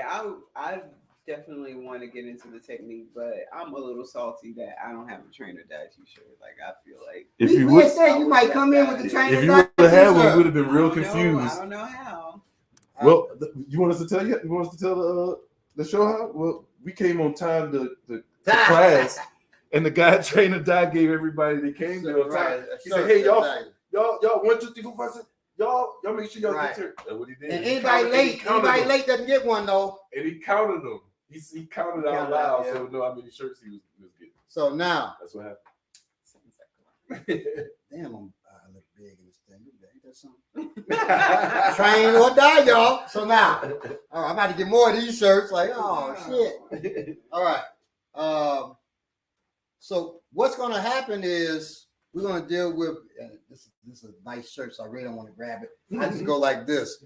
Normally I would grab this shirt. Well, I put it like this because they're going to grab you and move you most of the time. Okay. Usually it's not going to just be here. Like I said, they put that hand forward, right? When they put that hand forward, they grab. They put it grab. When you grab and this is like that, you know that this is not going to be a slash. It's going to be a stab.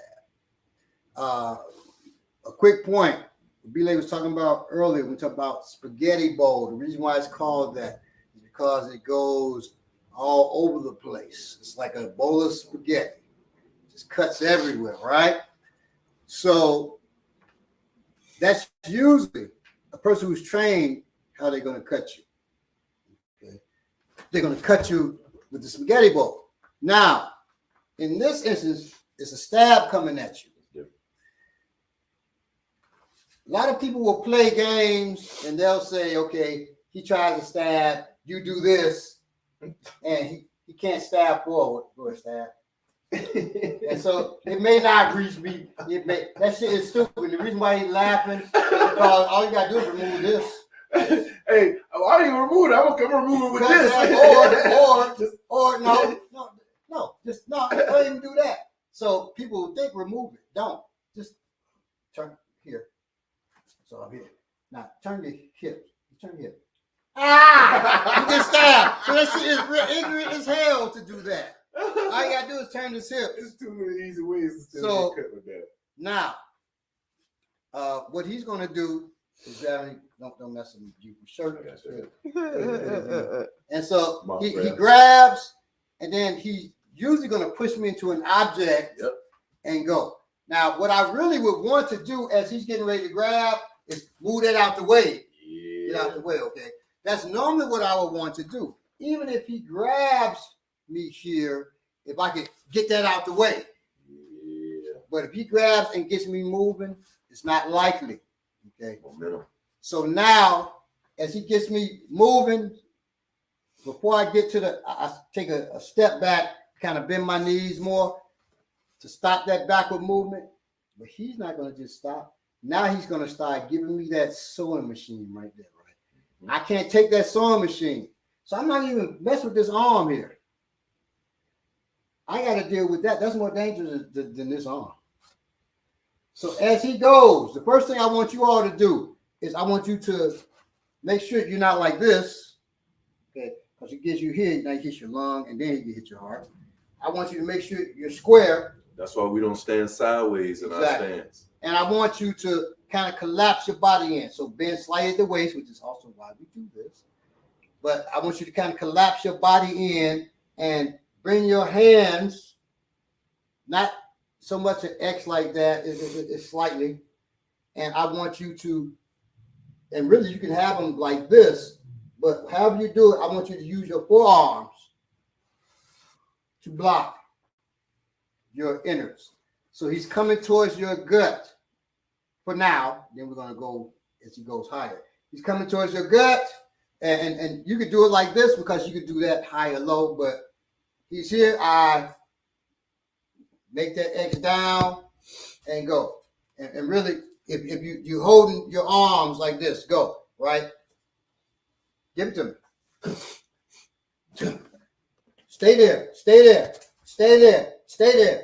Now, is that comfortable to your arm? No, it's not. No, because these bones are hitting him. Now, it's going to hurt you too if you're not conditioned. Okay, but better that hurts than you get stuck. If I do it with just my hands, he's got me, right? I can't move. He's got me. Right? Here.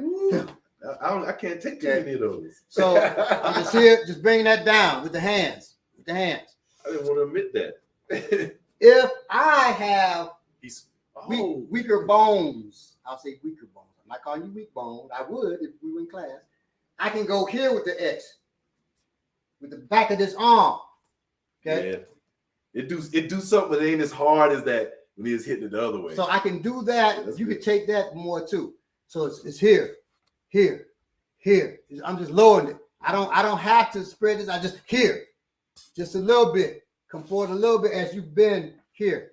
Here, you can use here, or you can go here. Whatever is comfortable for you. Okay. That is the beginning of what we're going to do. Tell Big Till I apologize for any offense, James. Them Nazi Ukrainian immigrants better not come over trying to hurt black folk. Start training black folk. See all those stuff. Now that's interesting. They said the Nazi Ukrainian. He's absolutely right. Okay, so now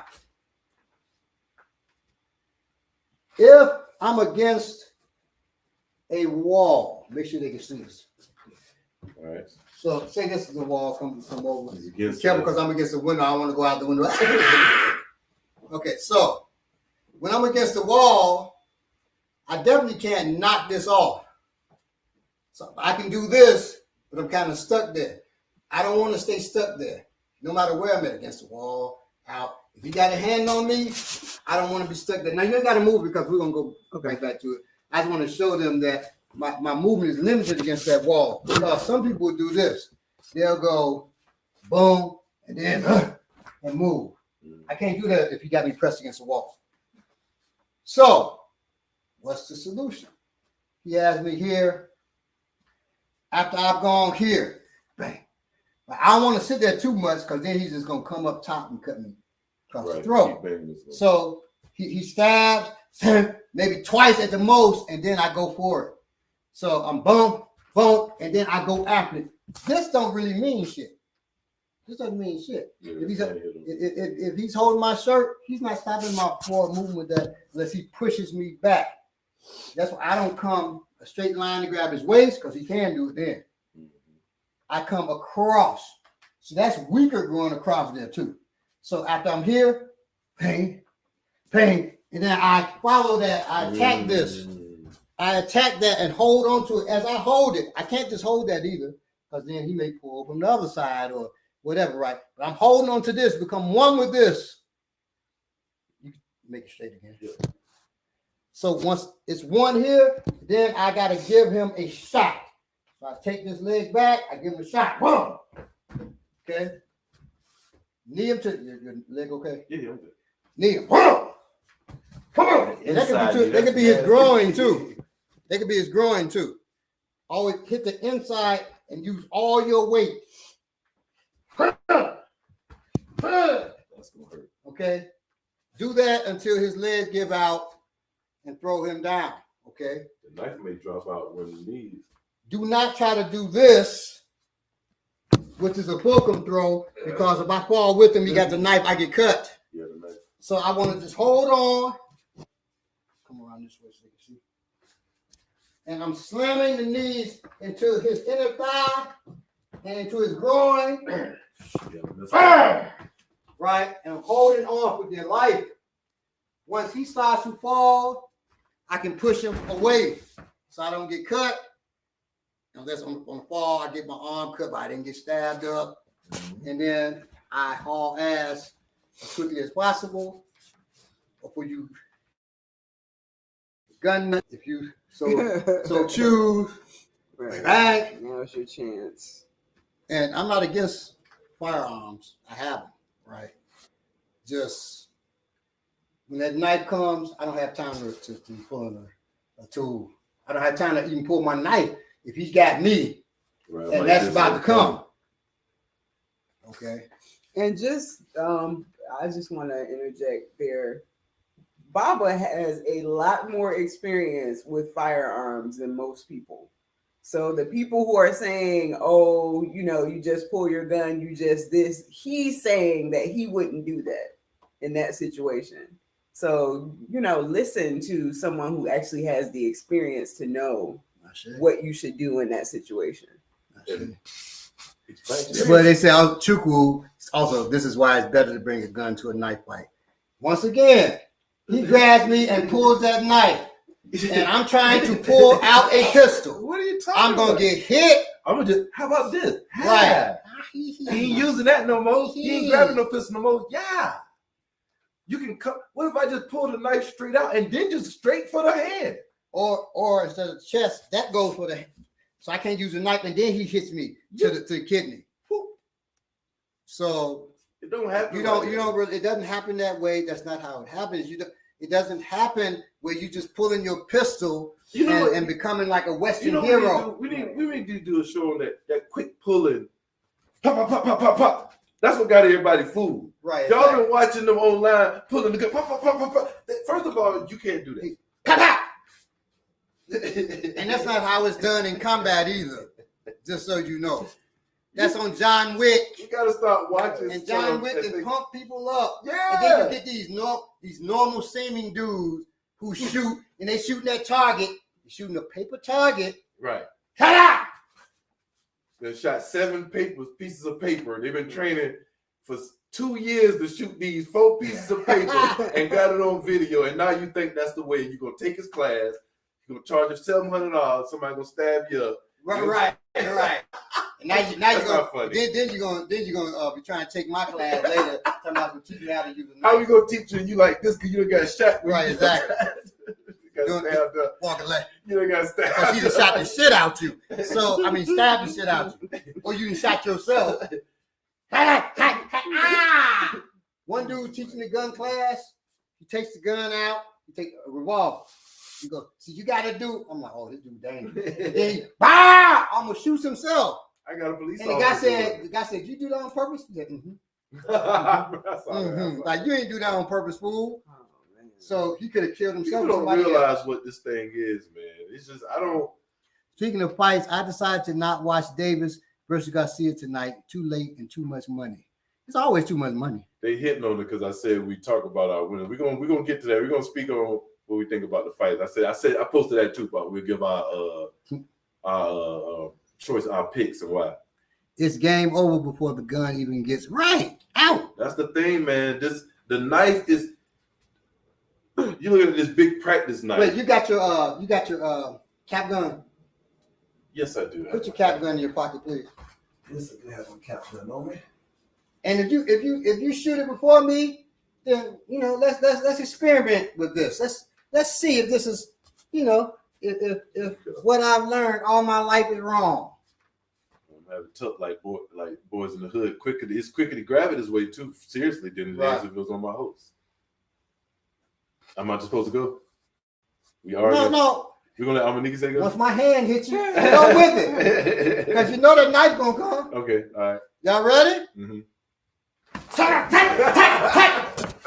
Y'all didn't even see. He did not get it out. It was orange. I was right here. Okay, we'll go again. We'll go again so they can see. This time I have it right here where I can really grab it. And I'll move back so you can really. Right. So it's now right you there. really get it. Right there, I can grab that muscle. As a matter of fact, put your hand right here. Ooh. As soon as you grab me, it's okay, y'all ready? I'm gonna turn this angle so you can see.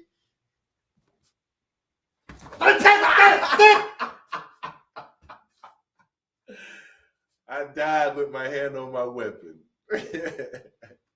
Now I'm gonna show you how that's not even easy to get out, and really try to get it out and tear my ass up with it. Yeah, bring it out so it's almost right out. There, right, right, so it's almost out there. You just breathe it out there. Right there. You see now, right there. I'm gonna show y'all something. Okay, y'all ready? I just slit his throat too. I hit him in the I got it out. And then I hit him there. I got it out. And I hit him in the hand too. I'm here and I want to he cut me 3 times. I got it out, 1 cut. And I wasn't where he could shoot me. He had to turn to shoot me. Yeah. Come on, y'all. Come on. Yeah, it's funny. It's funny, man. I mean, That was a Michael Myers style. And what y'all gotta realize something too about a real life situation. My mind, I'm seriously trying. I have to think about what's happening to me. If something's happening to me, you gotta understand it. That's why it's so hard. Even if it's coming from a distance, something's happening. Something's happening. I want to pull, but something's happening. I gotta connect. Yeah, it's like, what am I gonna do with this? Right. This is not that. This is not that. That's that. That's the knife. My mind is saying knife, knife, knife, knife. You try to do two things at one time. You got one thought. Right. You got to realize that's real life, man. It's just what it is. You can't split yourself like that. There's no multitasking in real life. Your mind only doing one thing at one time. Reality is not movies. People do not understand. Exactly. That's what it is, man. But I want us to understand, right? Right. And this is why we're doing this, because I mean it's important. It's important for us to be able to survive out here. We're dealing with so much shit. Our ability to live because somebody wants to take our life, that shouldn't be one of, it's a concern, but it should be something we know that we can handle, at least. We can survive or escape. Y'all got me? Because that's how we win these encounters, by surviving or escaping, not whooping the person's ass. If I'm trying to stab and he stops me, not that, I'm gonna cut you. That's the way I just showed, right? Oh, really? You're trying to stop, and then you take it right. No, you got to take it my whole arm. I'll pull out of that. So, like you're passing the arm. No, like you're passing. But don't pass. So after I'm here, you stop, and now just take it. Take it. But you want to come forward. Always move forward on me, because I'm slower backwards. You want me off balance. So let me do it again. He stabs. Boom, I'm here. Now, this hand that's inside, it turns up. This one comes to his tricep. Turns up. I'm running at it, and I hug it. I become one with it. I don't want him to be able to bend his arm, do nothing. And then I, boom, slam into it, because I got to do something where he doesn't begin to center himself.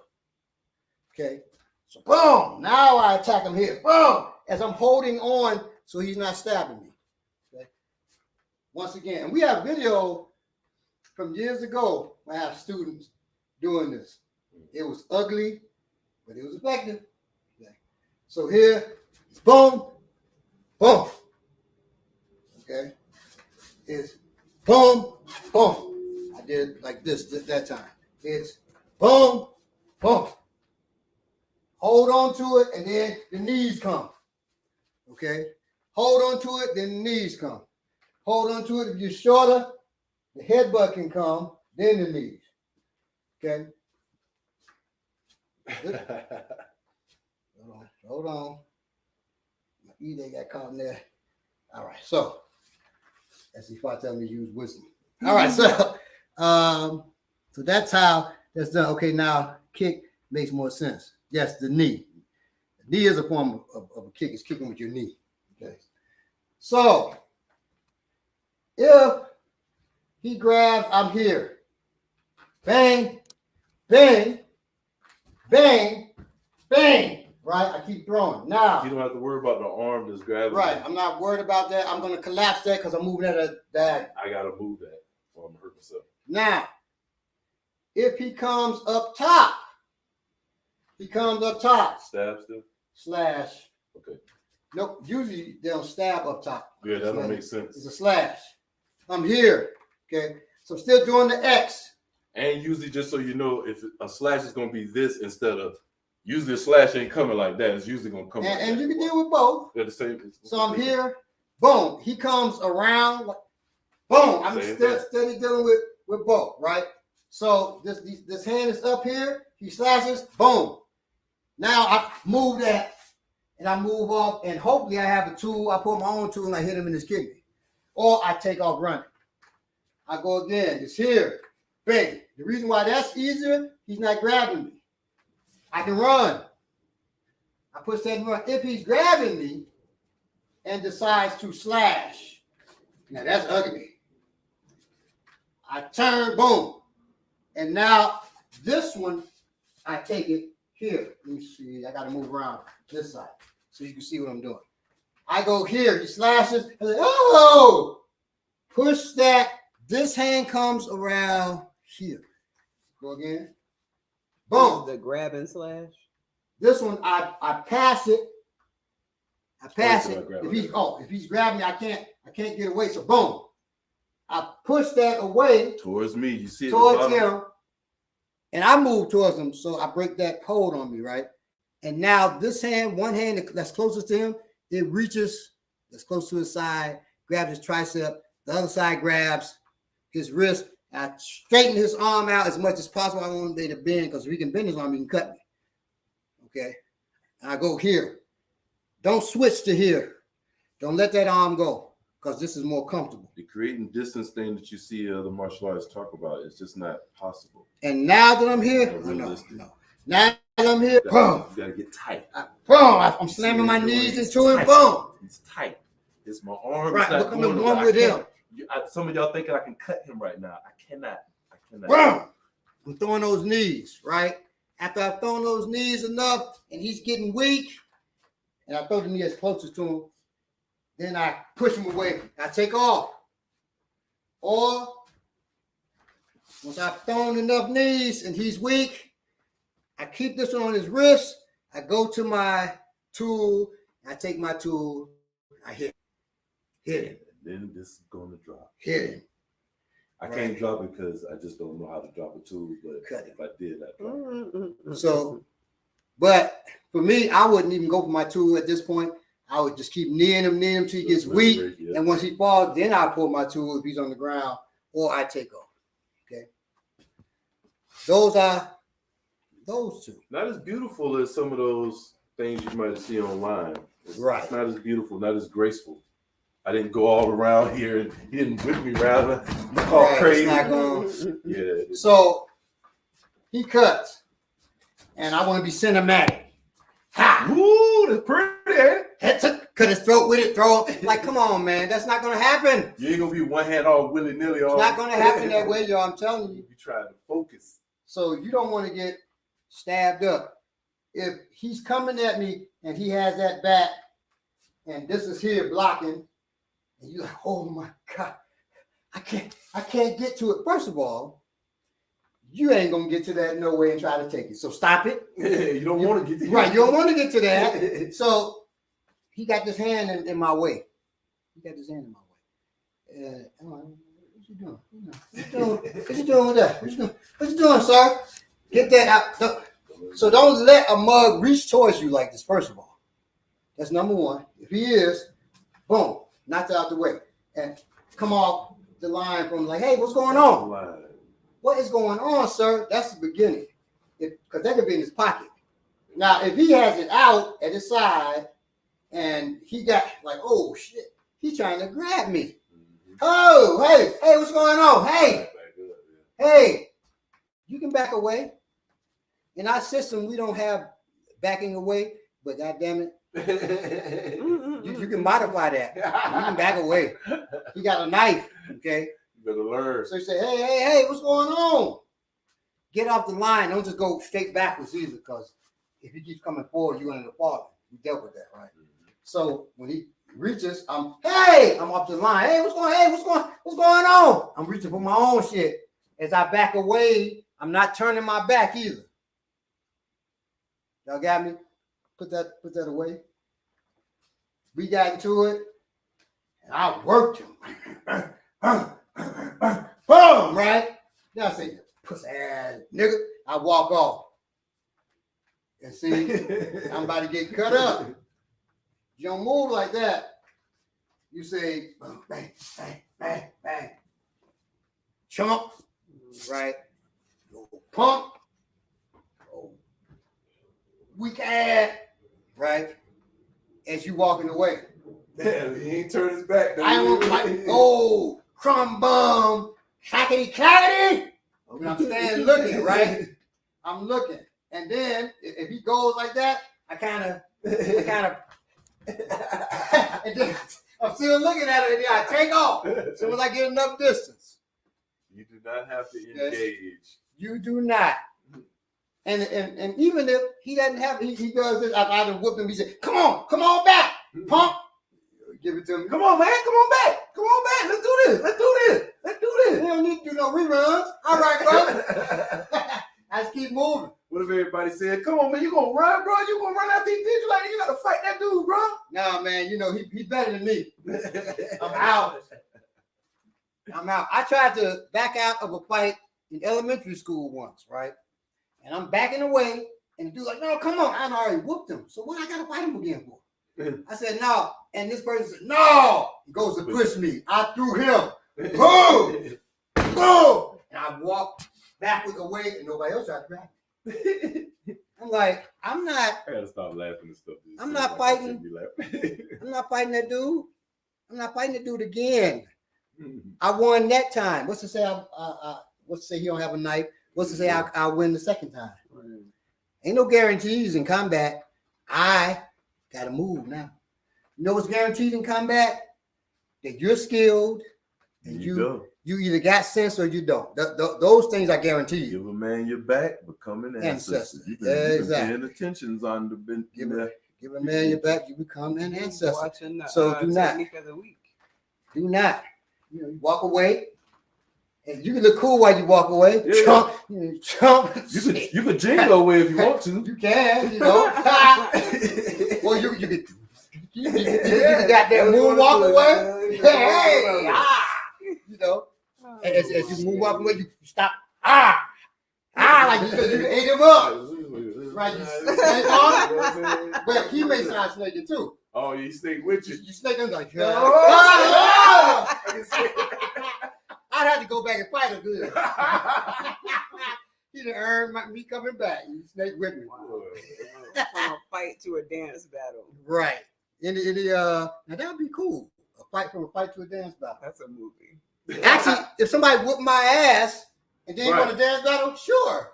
Yeah, man, I don't want to fight no more, so we're going to go ahead and pop now. Hey. Nice, but can you goddamn really get busy with this? All right, y'all. Let's see. People have taken the line. Don't bring a knife to a gunfight too seriously. Why no bring a backup knife? Now, now, don't bring a knife to a gunfight. That's accurate. Yeah. If they popping at each other. Right. First of all, I ain't bringing me to the gunfight. Right. I don't care what I got. We already out here like this. Right, y'all shooting. and you're like, what you got? Right. Y'all both look at me like what you got? Right. I got nothing. Look, I back out. Better yet, some people outside, two people start shooting, and you duck down under your car. You don't pull out your knife and then jump back out like, yeah. And you don't pull out your gun and jump back in it either. Jump in it. Yo. If I'm walking down the street, two people shooting, I'm hiding. I got my gun right here just in case they decide to look my way. Right. And I'm watching until they either both dead or they running off or whatever. Then I walk off. Okay. I got in a gunfight on the street. That was the scariest. Yeah, the scariest thing I ever encountered in my life. Now, I've been in combat, man. This was scarier. I'm walking down the street, and it's a dude sleeping in the car. Another dude walks up, and he's creeping up. I said, oh, shit. I'm thinking he's doing rob the dude. I said, dude, about to get robbed. So I kind of slow down, and he, pound. I said, oh, my God. And I freeze. Like children, you think they can't see you, they don't move. So I froze. And after he shot the dude, he's looking around, and then he looked dead at me. I said, God, and I should have had my pistol out already. I said, God damn it. And his was out, but he couldn't shoot. He said, oh, that shit was way over there. Ha! I got down behind this car, and he's firing. I'm like, you mean movie? Why fire now? I'm behind the car. I don't understand that in movies. Just move. Just move. Just move. Start cutting the pie and move and firing, right? He didn't know how to do that. So he just down across the other way behind the car and just lifting up shooting. Shoot at nothing. Wasting bullets. That's all I'll say. I got into a shootout. I'm here by the grace of the ancestors, right? Okay. And that's all I'll say on that. Okay. You say, well, was he okay? That's all I'll say on that. All right. So, but it was the scariest moment. I'm armed. I'm well trained and was scared as hell because he already got his shit out. I'm scared to try to pull. I don't want him to see me. So I'm like, that's going to work. And that mother just look. And when he caught eyes with me, I'm like, ah, shit. And if he could have shot, if he could shoot, I probably wouldn't be here talking today. I just want to say real quick so y'all know. Y'all get to watch these. You see the techniques. You can slow them up, watch them however you want. But knowing these techniques are not going to help you if you don't train them over and over and over and over again. Training them one time, training them until you get it is not enough. Like, okay, I got it right now, so I can stop. No, once you get it, then you got to train it. Right. And training and to. If you could train with more than one person, it'd be good. So you get different energies too. That's one you thing. can train with somebody bigger than you, somebody smaller than you. You need to feel the quicker, difference. How you going to somebody move slower, exactly. It makes a big difference in your training. Somebody more aggressive, somebody less aggressive. How the energy. If you can get and well, I can't get to class or so and so. You have friends, family members that can fit those bills. Right. Yeah, bro. So work with them. Say, hey, let's train ourselves. Don't work together. Get over whatever it is that makes you not want to ask somebody to go train this stuff with you, because you'll ask for other stuff. Well, a lot of it is, once again, we're dealing with ego, right? I don't want to seem like I don't know how to defend myself. Well, I'm learning to defend myself. I'm learning to defend myself. I've been doing this 50 years. It's still something I have to train. Okay. So I still get on the mat. This is just my opinion. Okay. Today I cannot continue to get on the mat with my students. It's time for me to retire. Because I'm not getting no benefit no more. The benefit of teaching, yes. But it's time for me to retire if I can't get on the mat, because I can't even prove what I have actually works to them. I have never minded proving that to a student. Male students especially will test that.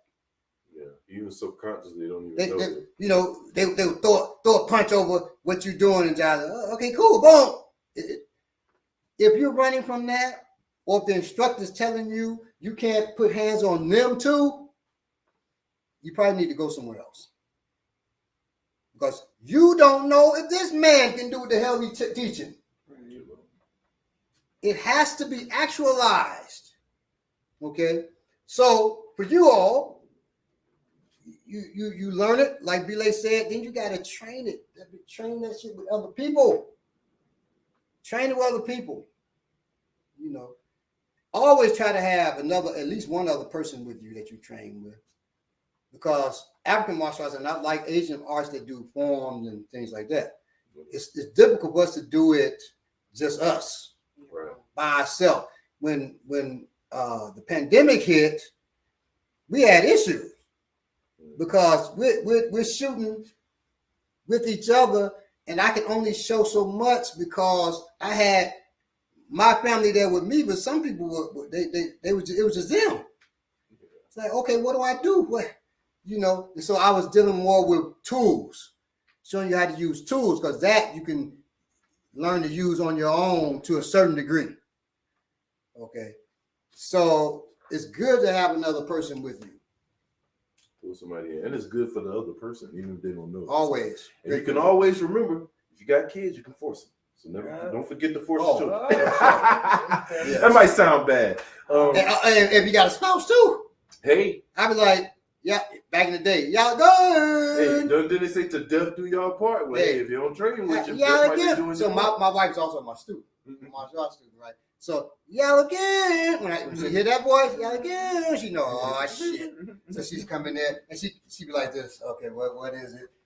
She's got her arms out. You about to do something to me. So I said, give me a 3-piece. So I don't tell her what 3-piece. Give me a 3-piece. And I gotta work, right? And my wife's the type person, she ain't want to do it no way. And you didn't call her to do it. Okay, she gonna give me a real 3-piece, right? And so I got to deal with that shit.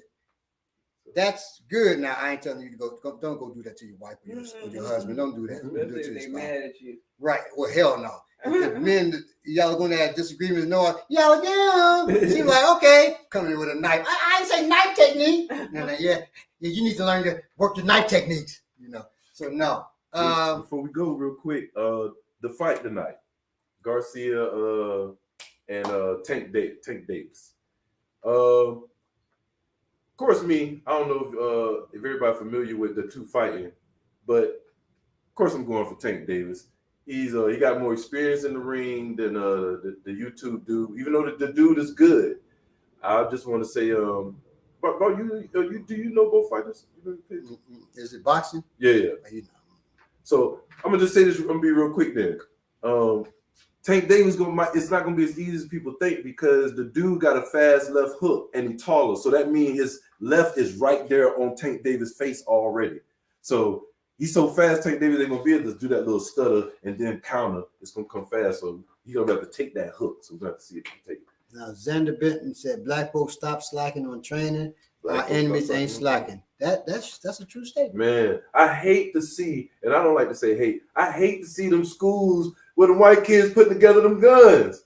I'm like, man, I can't do that fast as that child can do that. I don't like seeing that. I'm not gonna lie. It's not hate, it's just because I want us to be doing it. I don't care that they doing it. I want us doing it. And there are places where we are doing that, but we're not putting it on the internet, which is wise. And I'm great.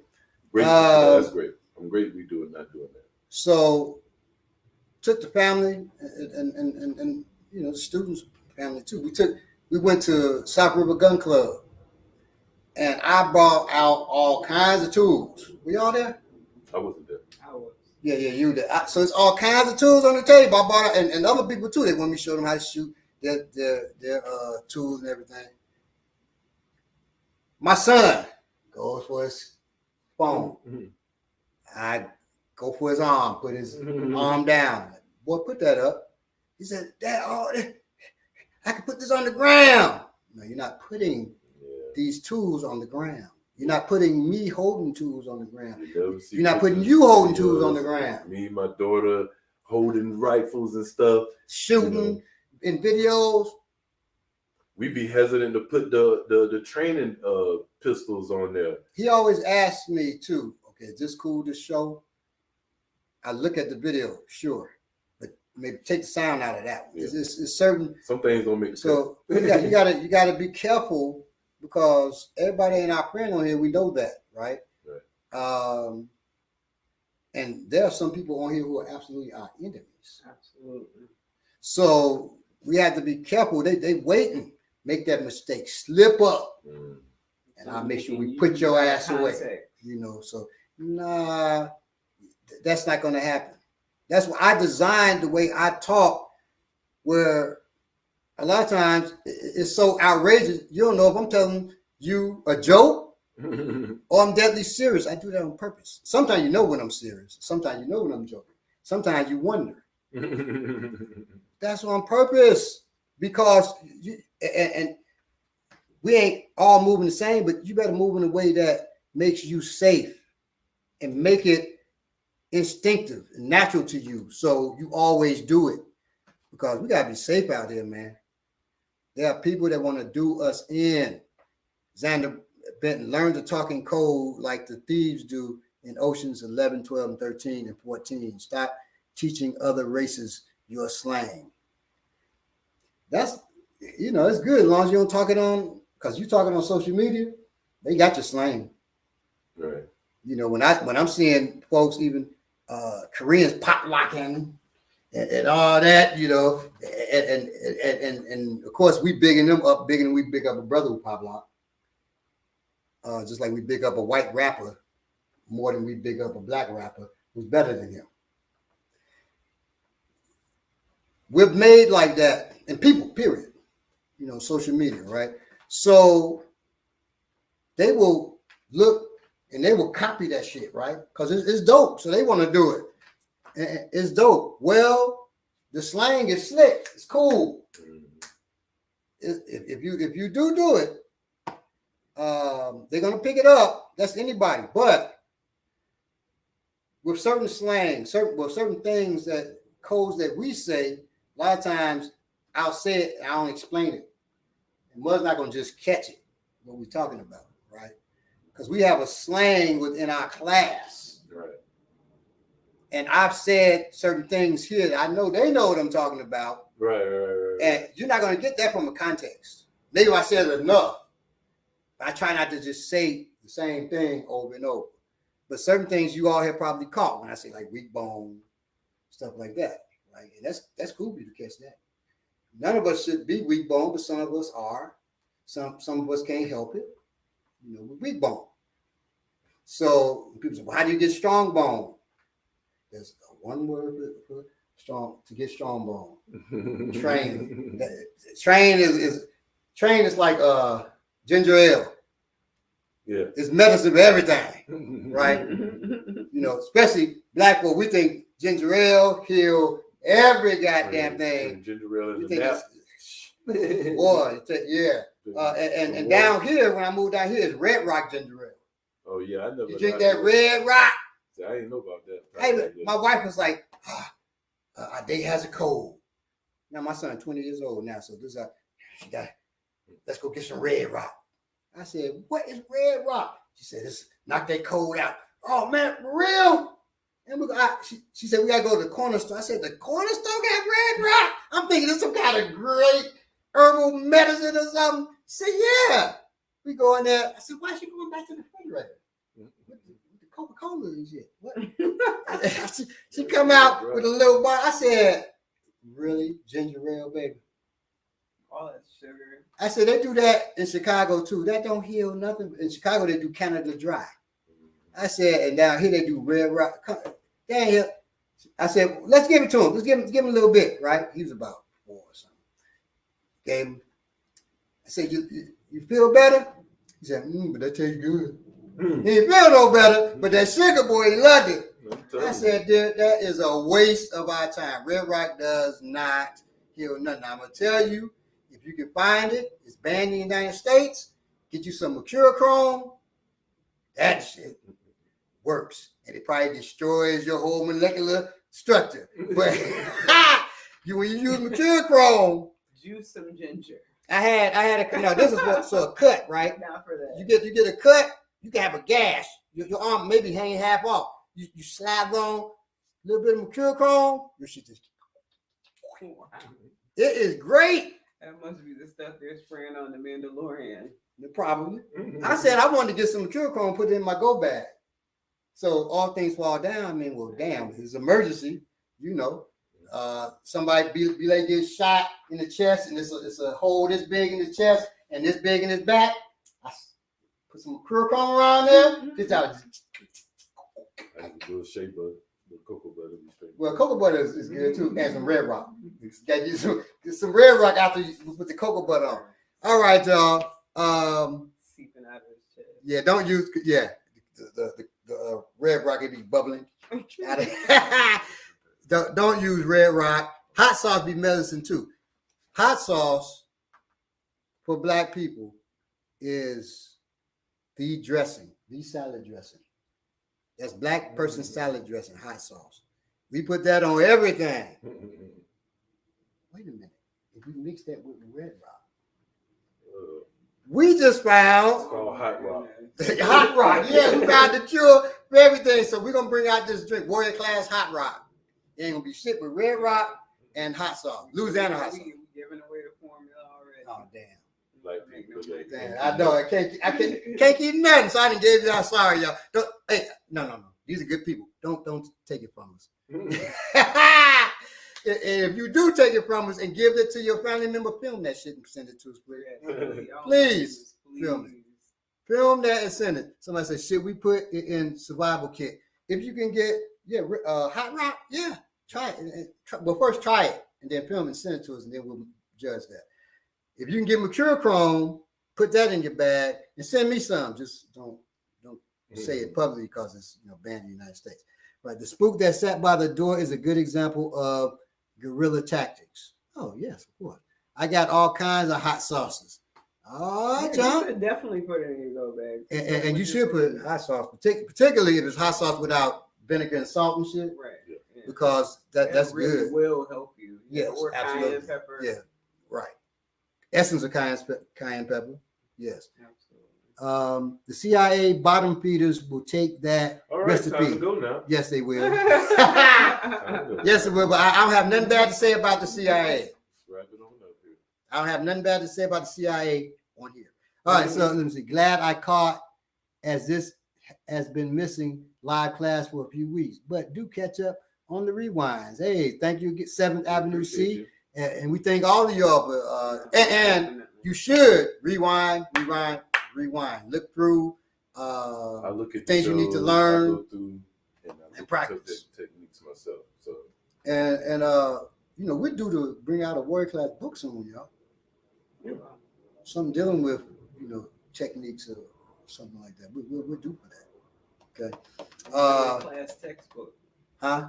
What class textbook? That's a good title, and that's perfect for it. And we'll look through episodes and see things that need to be the warrior class textbook. Boom. And since people are less scared of COVID now, we may be able to come to your town and teach from the warrior class textbook. All right, thank y'all so much. Love y'all. Be safe out here, because as we showed today, and as we always show, it can get dangerous out here Quickly. But you can be dangerous too. So be safe out here. Welcome to Cynical, who's a new member. Thank you for joining Cynical. Stay black, or whatever it is that you may be. Peace. Peace. Hit that like button before you leave. About Yeah, hit that like button, share, subscribe, and donate. Boom. All right. And where you donate to, Black Power, at Black Power Media or blackpowermedia.com. Okay? Or black.org, excuse me. Blackpowermedia.org. Or inbox me for my Cash App. You can do that too. All right. Peace.